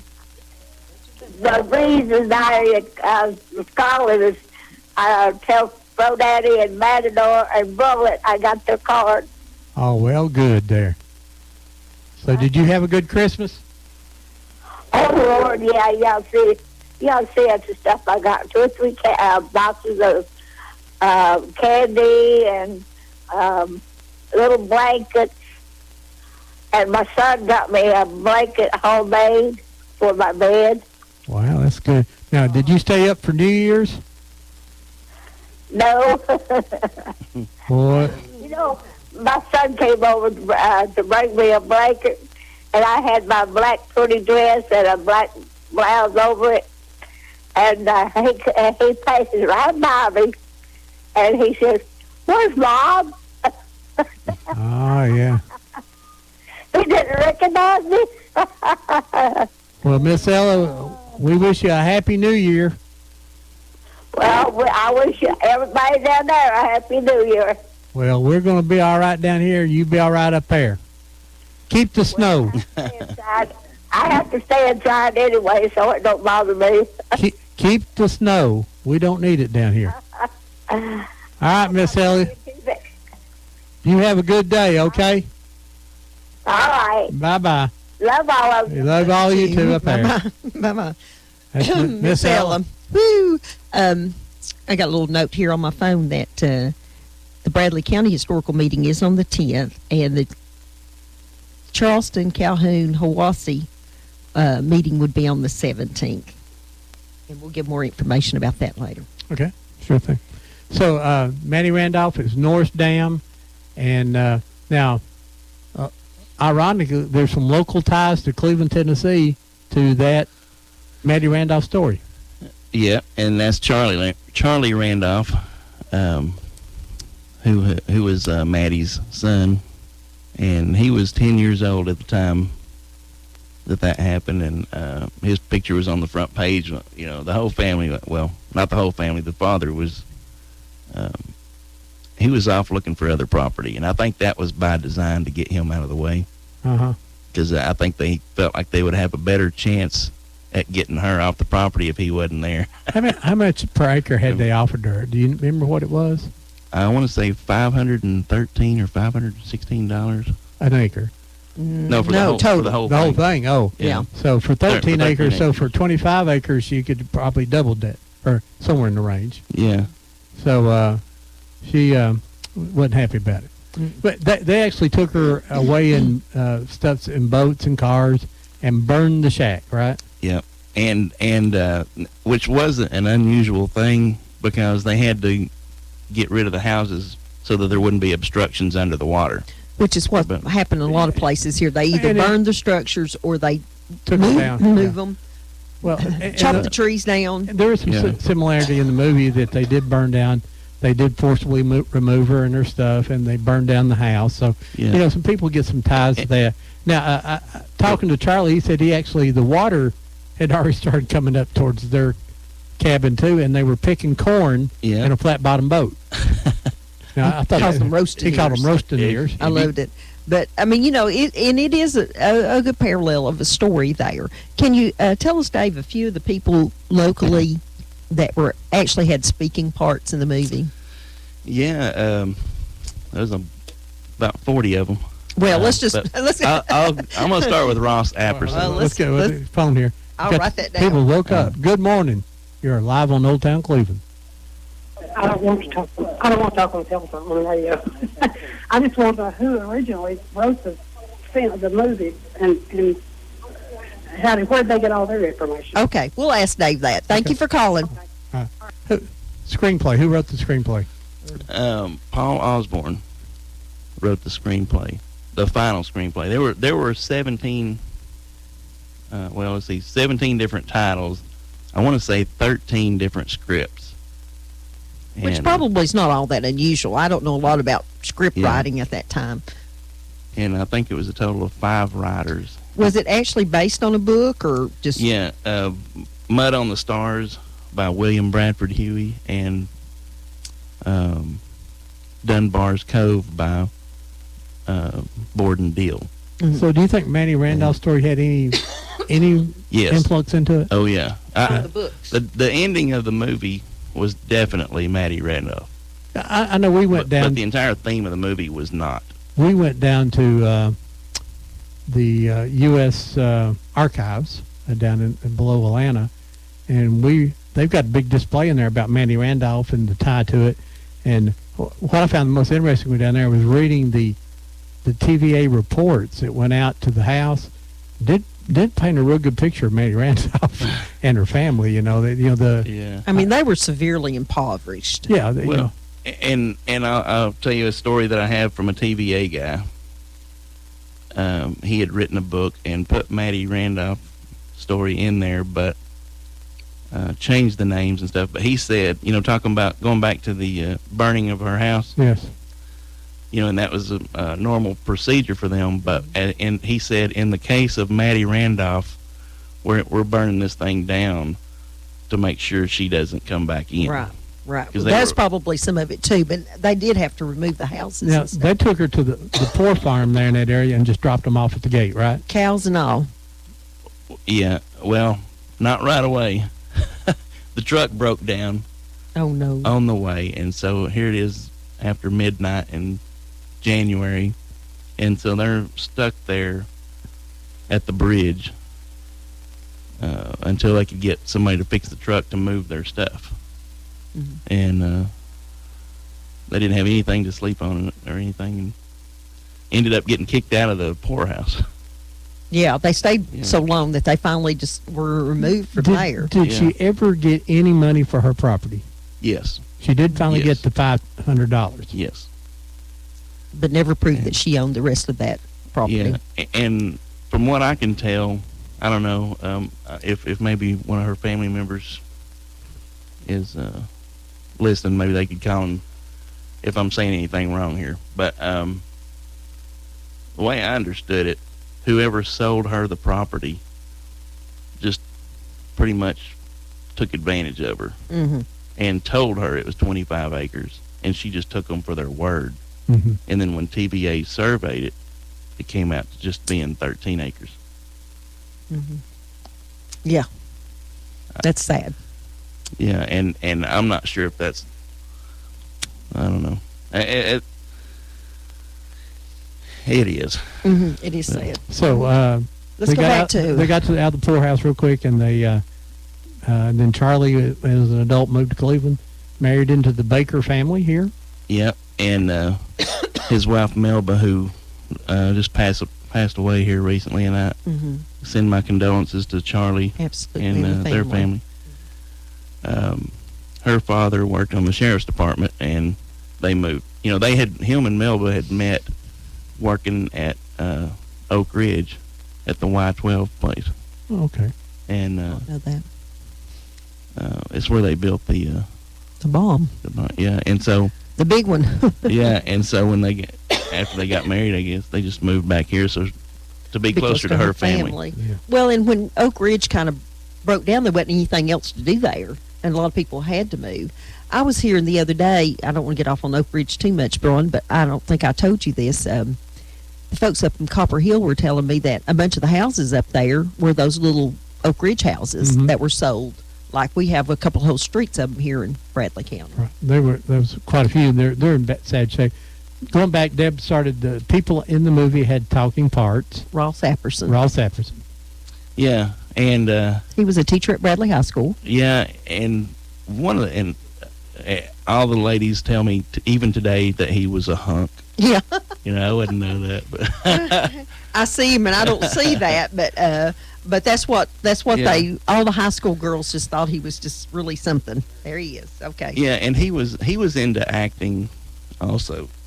You know, but before Like drama movie. stuff, not Yeah, any movie acting. And one of the things that fascinated me about the people back then was how excited they got over it. And when they first found out that 20th Century Fox was coming to Cleveland, the first thing they did was they started a drama club. The Cleveland, it was called the Cleveland Community, hang on, I got it here. Cleveland Community Theater was formed as soon as they found out Hollywood was coming to town. And their play that they picked was called The Male Animal. And their first rehearsal was the same week that they came down to do auditions for the movie. Mm-hmm. So here you got all these people that they're wanting to get in the movie so bad that they start a community theater. Mm-hmm. I guess to create the illusion that these people are. I guess they thought that would give them a better Right. chance to get in the movie. Well, little Judy Harris at that time was 6 or 7, and they were looking for a little girl that was about 5, I think. And Carolyn hadn't taken her to the auditions, and someone from the movie saw them at the post office. Yeah. Am I telling this correct? Yeah. And just invited her to bring Judy to the auditions, and she thought, well, what could it hurt? Well, they showed up dressed for the football game, and her little corduroys and all that stuff, and all the other little girls there had their hair all in curls and little fancy dresses and stuff. And Carolyn thought, oh, what a bad idea this is. And she ended up getting selected, mainly because she looked like Lee Remick. Yeah. And she does. In the movie, you really believe that that's the daughter. And Judy did an outstanding job in the movie, and because Carolyn had to be there every day, she took a non-speaking, she was offered a speaking part, but she decided no, she'd just rather be in the background. She's one of the secretaries there in the TVA office, is that correct? Yep. The one wearing the green sweater. And yeah, and does a good job, but she had to be there anyway, and I think that was the big toll on her for Judy to be in the part, is that Carolyn had to be there every day, every time Judy was there. So we had Ross Apperson. What about Mike Dodd? Yeah, he was he played the sheriff. He was a radio personality here in Cleveland. Mm-hmm. And he played the sheriff. When I first started teaching at Oak Grove, some child brought in a scrapbook from Wild River, and I'm pretty sure it was his scrapbook, and how we would love to see that now. And I have never found that family again. Man, that would be neat to see that. Or if anybody else has scrapbooks, pictures, movies, now's the time to call us here at Old Town Cleveland. Let us know, and we'll get you in touch with David. We know there's a lot of people went up and watched the filming and took snapshots. So there are And probably movies. lots of things in people's Garages. in their under their bed, in the closet. You know, we you'll hear always this say. speech again. Go ahead there. Well, and that's one thing where I think about Will Moore, your son, being involved in the 42. You know, hearing him when the things that he told me about 42 when they came here to film that, so different than Wild River. You know, he was telling me that, you know, all these people have got all these cell phones, but yet nobody's allowed to use them. You're not allowed. I mean, it's so secretive. You couldn't take pictures if you were actually a person on the set. But, you know, here I've got 300 pictures of behind the scenes because it wasn't that big a deal now. Oh, how we would love to have And- had pictures of Will on the set down there, but Yeah. nothing. And, I think the thing that amazed me about 42 is they come in at night and paint the handrails on all of the stadiums to make it look like a different stadium. that is, And I'm that sure is stuff neat. like that. It's kind of like the red paint on the streets of And the Charleston. green screen technology, which wasn't available back in those days, you know, the whole outfield was a green wall, and man, they spent $250,000 building that wall across there. Well, in For you people who think movies don't have a financial impact to your Yeah. community. And that's why I value those tombstones so much, Mhm. and the license plates that I got from Finley, Mr. Finley. oh, you got them. Yes, Oh, how and exciting I'm is so that? proud of those. But they But were they're not made out of license plate materials, but they look just like a license plate. right. It looks like I can't remember what he called that, but it's like particle board is what it looks like. Which could have Instead of- just been left out in the rain and dissolved. Yeah, and so but they're hand painted, and then these tombstones were handmade, and you know with the green screen stuff and all this technology that they have now, I mean, to me it's artwork, artwork that we can't see anymore. I always loved the stories of the farmer up there on Coon didn't want to wait to harvest whatever was on the island at the time, and they had to kind of work with him, and he'd have to stop and sit still while they were doing the filmings, so they couldn't hear the machinery in the background, and they'd stop the traffic out on Upper River Road so that they could do the filming. Yeah, That'd be harder to do now. You know, and Judy had really a major role in the movie. She had a lot of speaking parts, a lot of on camera with both the leading characters in there. So, Yeah. you know, that was pretty unusual for a non-actor, never been in a movie, being that involved up front. I thought that was pretty. The little boy Yeah. lived here too. Yeah, Jim Menard, and they had just moved to Cleveland, and so to be a part of the community, somebody suggested, well, why don't you join this new Cleveland Community Theater group? And so when she went, and somebody told her, well, they're looking for a 3-year-old boy, and she said, well, I have a 3-year-old boy. Well, you need to take him down there. And that's how she ended up getting picked, or Jim ended up getting picked. And they didn't stay in Cleveland very long. They were from Tampa, Florida. But he, as it turned out, he was the first weather talent, or the first weatherman for MSNBC. Oh, really? Yeah. So, and now he came back for the 50th year, didn't he? Yeah, yeah, and he's now vice president of Weather Source International, and was a big part in developing the most popular weather app out now, called Weather Underground. If anybody's familiar with that, but That's it's interesting that.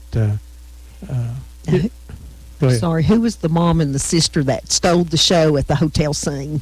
McClary's. The McClarys. Oh yes, Oh my yeah, yeah. And Carolyn Harris said that they were that Kazan said, "Don't touch them, just leave them like they are." And they're all dolled up. I mean, Yeah. they've got on the real Yeah. thick makeup, and they just came in and they said, don't touch them. And what shocked me was the one with the black hair was the mother. Is she the one that picks her nose? Or Yeah. rubs it. Yeah. That. Now, what about Paul Crenshaw? Paul Crenshaw. Oh man, He is hilarious. I love him. He has been a stand-up comedian. He is funny. I saw him not long ago. Now But- he was the now he's a guy who claimed behind the scenes he would get the liquor and keep it cold, and Yeah. and if Miss Remick needed coffee, he took care of that, and he was sort of behind the scenes type, make an extra $1 here and there. Well, it sounded like a far-fetched story to us. When we were filming the documentary at the time, and so he told that story on film, and so we were like, that cannot be true. He told us he made like $25,000 and bought his mom a house with that money. And I'm like, there's no way you could make. They were only here for not even 3 months, and so I don't know if it was Barry Shook. I think it was Barry Shook. Figured it up. What he said his numbers were. You know, I charged him $50 a day. I blew up another job, charged Lee Remick $50 a day to get her coffee or whatever, plus what he was making on the set. And they figured it up, and it came up just exactly what he said he made. Mm-hmm. And I'm like, wow. Yeah, he says that, he got all these great tips and stuff. But, yeah, he's really funny talking about Yeah. that. And who else was in the movie that was local that actually had speaking parts? The secretary there at the TVA office was a local person. Stewart? No. She was a no. professional actress. Oh, was she? Yeah, Barbara Loden. D.S. Stewart was in it. D.S. Stewart, Yeah. Yeah. What did D.S. do? You talking about Hardwick Stewart? Hardwick. Yeah, that's what I know him as. Oh, okay. But he was the U.S. Marshal. He was the one who went to the island, and he actually read her eviction notice. Mm-hmm. And that was pretty much the only scene. All the scenes where they weren't necessarily. I mean, they kind of jeered and yelled things where they were dancing on the house and trying to scare them and stuff. Those Yeah. were all local folks, weren't they? Yeah. Have you identified a lot of those? Yeah. Flavis Cason, he wasn't on the roof, but he was in the mob scene. Oh, was he? He was. Yeah. I'm talking about the senior. Yeah. Oh. Not the one that just passed away, but Who was the woman dancing on the roof? I had her name. I want to say her last name was Beasley or something like that. Now, all the people at I call it the welfare scene, are local folks, are they? Yes. Mm-hmm. That was a big controversy. Yes, and that made national news. Yeah, well, you know how when you least expect it, sometimes you make national news. Yeah. Did it have something to do with Vine Hollow over here? Yeah, Gum Hollow was. Wait a minute, Gum Holler. For those of you who don't understand. Yeah, Gum Holler. Yeah, and they had picked those for extras to be in the breadline scene. And when you see the lady coming out and saying, "Now, have your cards and your stamps in your hands and be ready." Mm-hmm. Well, that was Irene Corn. That was Colonel Corn's wife. Oh, I did not know that. Yeah. I did not know that. And so when she said that, I mean, that was all people from Gum Hollow. And then people started raising a ruckus over that because of how dirty they looked. Well, people in Tennessee don't look like that. And so they reshot the scene with actors, local actors. Well, just local people. Mm-hmm. And as I watch it, I'll say, Ron, look, that guy's supposed to be poor, but look at his shoes. And they'll have shiny shoes on. And I'm thinking, yeah, they kind of messed that one up. They shouldn't have messed with it. Well, I was amazed with how many prominent people ended up with parts. Mm-hmm. You know, like Joe Rogers. What did he do? I guess he was just an extra in the mob scene. Who was the barber? Was he an actor? Or, no. No, he was a local, but I never did find out who he was. Well, folks, there's a mystery to be solved. Is who was the barber in the Charleston scene? Now, well, the one that you think is the barber, you know, the mayor was in the. And now I do know who that was. Who's the mayor? Jim Steakley. It looks like Stakely. Was he the pharmacist? He was the mayor of Garthville. Well, I know, but was he a pharmacist? Here in town. No. No, okay. He's a plumber. He Oh, he Yeah, that's a little different. Strictly. yeah, he owns and actually the business is still going on in Chattanooga. He was one of the few that was came from the acting place in Chattanooga. Oh, okay. Now, the Okay. vice mayor told me on the show one time that when Wild River was here, that there was a restaurant over here, and I can't think of the name. Cedar Lane Restaurant. Well, it's one uptown, I think, up here, right behind the courthouse and the post office back there, that he was a bellboy. He would No. come, what do you call it? Busboy. Busboy. Come out and, but him and his friends would come out and tap dance and sing. For the crews and the people on the set wanting to get discovered. So as they were cleaning tables, they were singing. They were dancing and singing and all that, and so. I understood that happened at Cedar Lane, but we'll have to ask him next time we see him. There's another side story for your thing that he actually said that they tried to get in the movie by singing. He didn't make it. Now, he was the drummer at the St. Elmo's, not St. Elmo's. St. James. St. James House of the Happy Feet. Do you know where that was? No, he's never heard of that. I've heard of it. I remember you talking about it. It was in the ward, and it was the dance place, and they had skating and everything. And I know my dad used to go over there and jitterbug back in the day, in the 40s and 50s.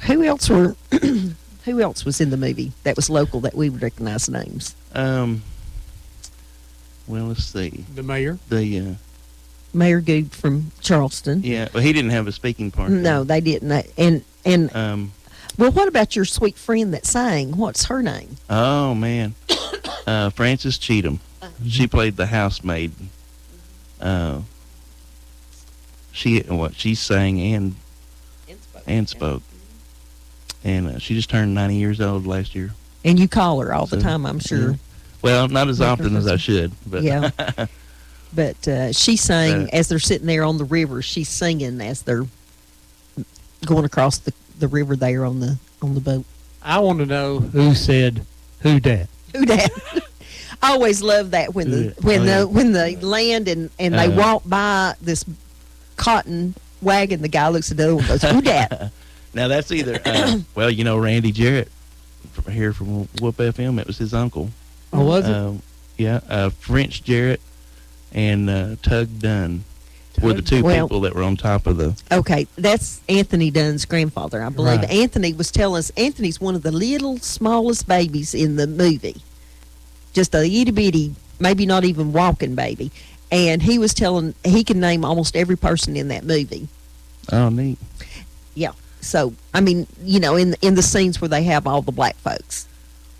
Now I had Wilbur Moore. He took so much time for me. I took a copy of the movie over there, and he went through telling me who every person he could. I love it. Was that was in the movie, but he didn't know everybody. Well, I'd say show it to Anthony and show it to Mr. Good and see what they can come up with. So, what were these extras making? The non-speaking parts. Do you know what they made? I've heard different stories. I've heard $15. I've heard $20 or $25 a day. Which was big money then. Yeah, because minimum wage was in 1959. It had to be under $1. Way under $1. And when we've talked to folks, they said that, they put a new roof on their mama's house, and they bought their mama a house, and they were making more money than their dad was making working in the foundries. Bread was probably $25 cents a loaf, and gas was 25 cents a gallon. So $25 or even $15 a day was huge money. And a lot of times they just sit. I mean, they didn't work all the time because, the scene, they changing scenes. And, if you've ever, we were in a little small thing for the Travel Channel, and we were there 8 hours to get our 2 minutes of fame. Yeah, and from what I can tell, the speaking part's got like $100 a day. Yeah, well, that's big money. Yeah, I'm sure. Well, they said that Judy's money was all put in the bank, and that was her college money. No, they offered her. I would think parts. she probably made more money because she was a major character. I don't know what. I have no idea what that would pay, but I would say she made $100 a day was big money for a kid or for an adult at that time. and I've heard $40 a day for. That's still big money when, I don't know, what would minimum wage been, 75 cents? I don't know, 1960 and 59.60. I don't know. You can look it up real quick on the internet, but you can find out if it's definitely under a dollar. Yes, definitely under a dollar. Yeah, but the lowest I've heard was $15 a day, and but I've had 2 or 3 people tell me that Old Blue was rented for $35 a day, and I'm like, man, I would hate to think that dog was worth more than some of the people. Worth. Well, now what's so funny about the dog, and I think this is the thing that hit David first, was so many people claim to own the dog. Yep, but that was their dog. That the was their dog's real name dog. That was not Old Blue, but his real name was Buck. Buck. Okay, now let's get it started. Controversy here on Old Town Cleveland. Here on Saturday morning, we got David Swafford. He's responsible for the controversy. We're talking about, you can call us if you know anything about Buck or Old Blue. 614-5553. Who owned Buck? Or if you want to dispute it. Who owned Buck? Cliff Withrow. He owned Buck. That's the Withrows out there on Free Will Road. No. Harrison. Old Free Will. Old Free Will, yeah. Or, well, actually, Eureka Road. I don't know how is that Doyle's daddy? The road's going to be. Doyle Withrow's daddy? That's his brother. Brother, okay. Doyle, and of course, if you're familiar with Prospect, and you ever played softball out there, one of these Withrows, or Sherlin, was there.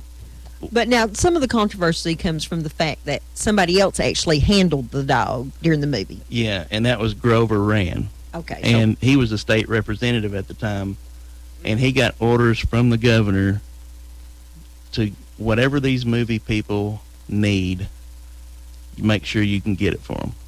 And so he would find them furniture, old 1930s time period furniture, and they needed animals, farm animals and stuff like that. Listen to this, Mr. Haslam.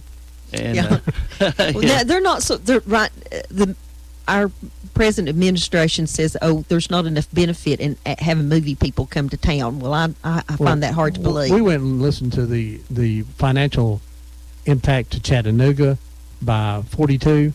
It was unbelievable. And one lumber company made $250,000 off one lumber order, and then all the people worked there and the hotels and things like that. So, but they said there's no reason to give them any kind of tax benefits. And I'm going, well. And I've actually been in. So I do too. So that's another argument. So Grover Rand. That's great to hear that Grover Rand. Yeah. Well, and here's the thing. I talked to his daughter, and she lives in Chattanooga. She was a real estate lady, and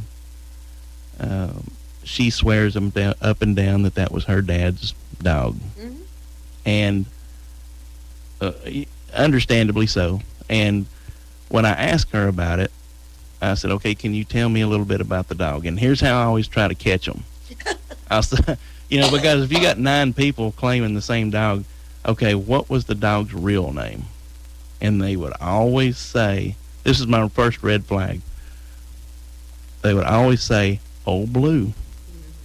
Well, when I went up to Connecticut with my mom, we went through all the movie scripts, and the movie scripts called for a blue tick hound named Old Blue. And I find it hard to believe that the dog that was picked just happened to it just so happens his name is Old Blue. So that was my first red flag. Was there only one Old Blue, or was there more than one Old Blue?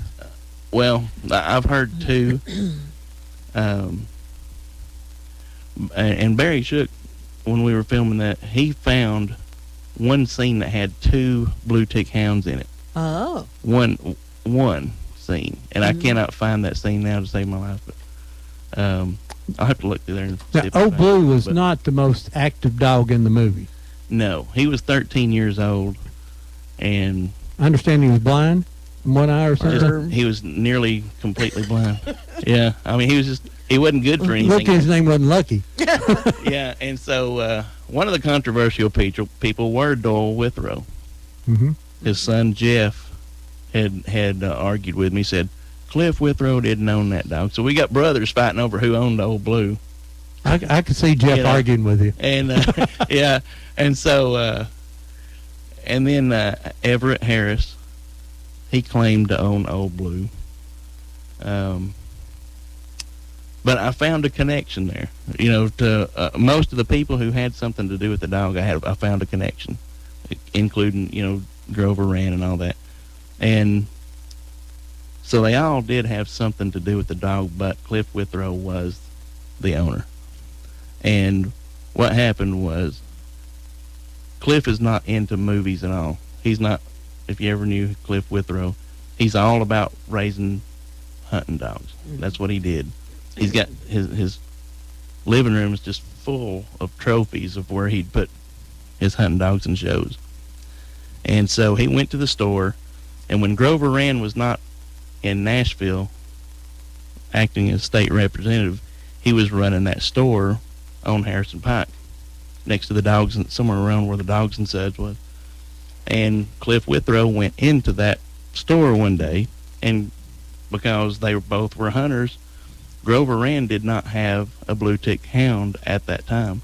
And so he asked Cliff Withrow, "Do you have a blue tick hound?"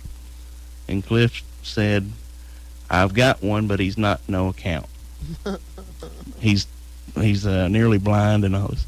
He said, "Well, can you bring him down here?" "Yeah, I'll bring him." So he brings him down here. Grover Rand takes the dog and puts him on the movie set. Cleveland Daily Banner or Chattanooga Times or whoever it was takes a picture of Grover Rand with the dog and claims it and puts it in the paper that was Grover Rand's dog. Yeah, that's the way things happen. If you're now, looking in his picture, who is that day? On the left is Grover Rand, and on the right is the guy who ran the Charleston hardware store, which was Tom Crawley's brother. Mm-hmm. And I can't remember his and name. Old Blue's down in the bottom of the picture. Yeah. And do we know where that's taken at? Looks like a really old store with a potbelly stove. Yeah, it was taken downtown Charleston at the hardware store. And you know, I think it's a really interesting time for the movie to be made in Charleston, because you had Bo Waters coming in at that same time that was making progress and changing things in the area, and you had this movie that was talking about the old ways and the new ways, and so it's pretty ironic that all that was taken back. The river, the Hiwassee River, has so much history that forms Bradley and McMinn County, and you know, starting all the way back into the days of the Cherokees, and you know, the Hiwassee Island and Ledford Island, Coon Denton Island. You know, like I say, the archaeologist friend who's coming back to work for TVA was extremely interested in Coon Denton Island. He was just saying, he said, he has to go look at that, and that's not owned by TVA, like most land. He was really amazed by that fact, that usually if the river surrounds it, it belongs to TVA, but they Coon say Denton doesn't. the Hiwassee only comes up so far, and TVA only has authority or ownership so far up into the Hiwassee River. Apparently Coon Denton Island is up beyond that. Okay. So that was that, and now I want to give a disclaimer. Now, you're related to those Withrows, aren't you? Yes. Okay, well, see, now we just want to make sure that we can air it all out now. He is my uncle. Okay. But that was interesting. I know in the little documentary that you did that there was arguments in there about the dog, and I thought that was hilarious. Matter of fact, I'd done a story for the McMinn County paper, the Daily Post-Athenian, where we talked about the dog and about the controversy of the dog, and which was just absolutely. And then we talked about the argument about the dog being one of the center points of the whole movie, I thought. Elie Kazan, real quick.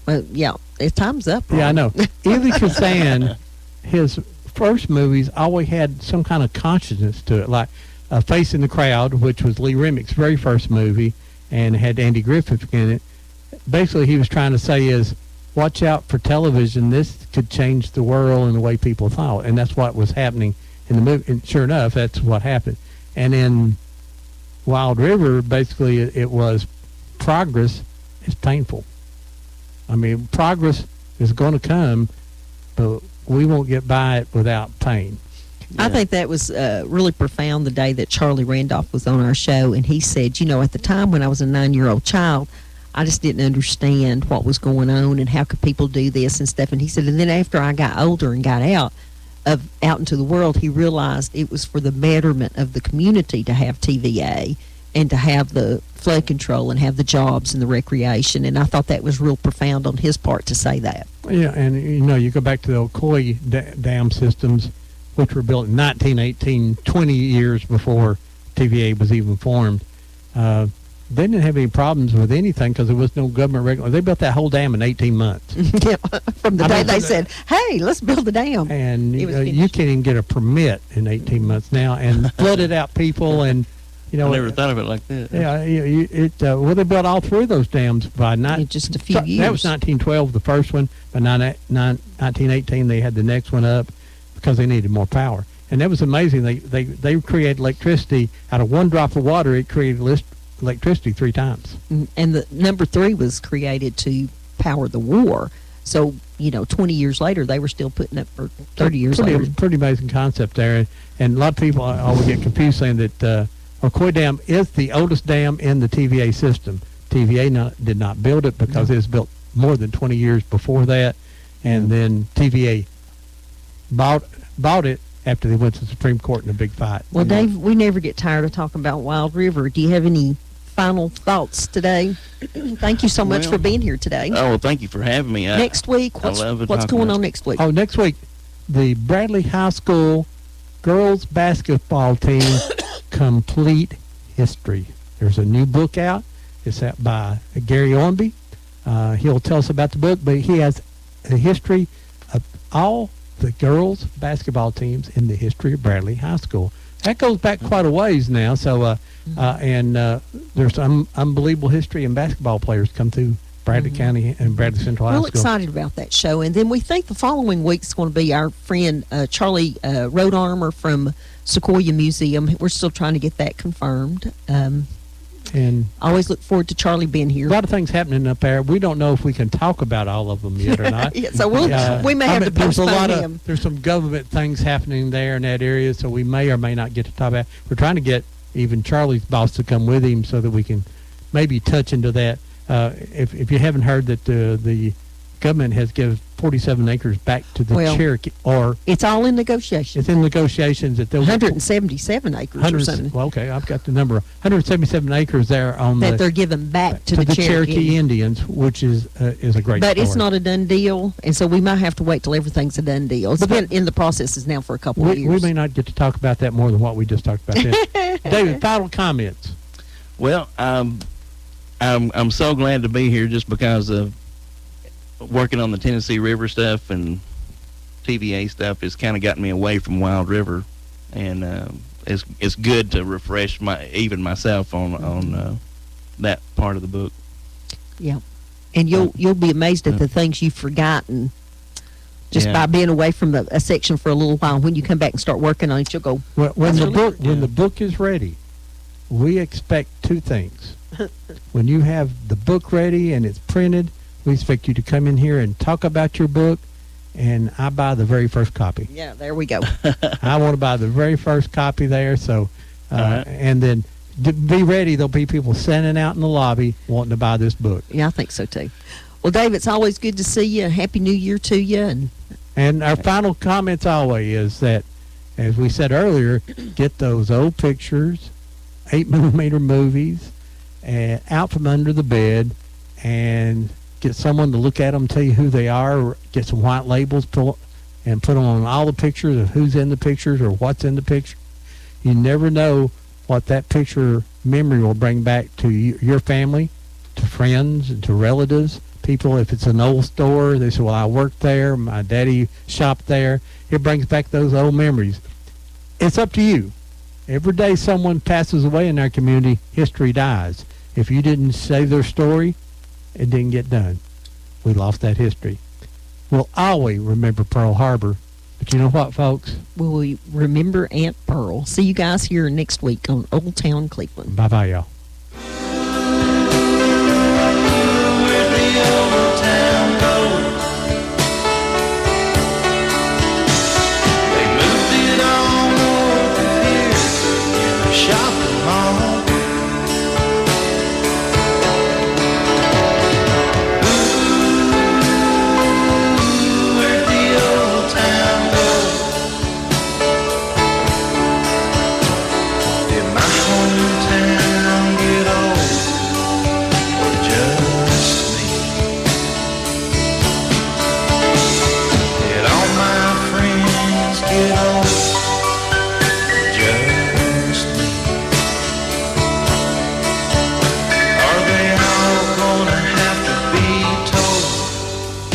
just me.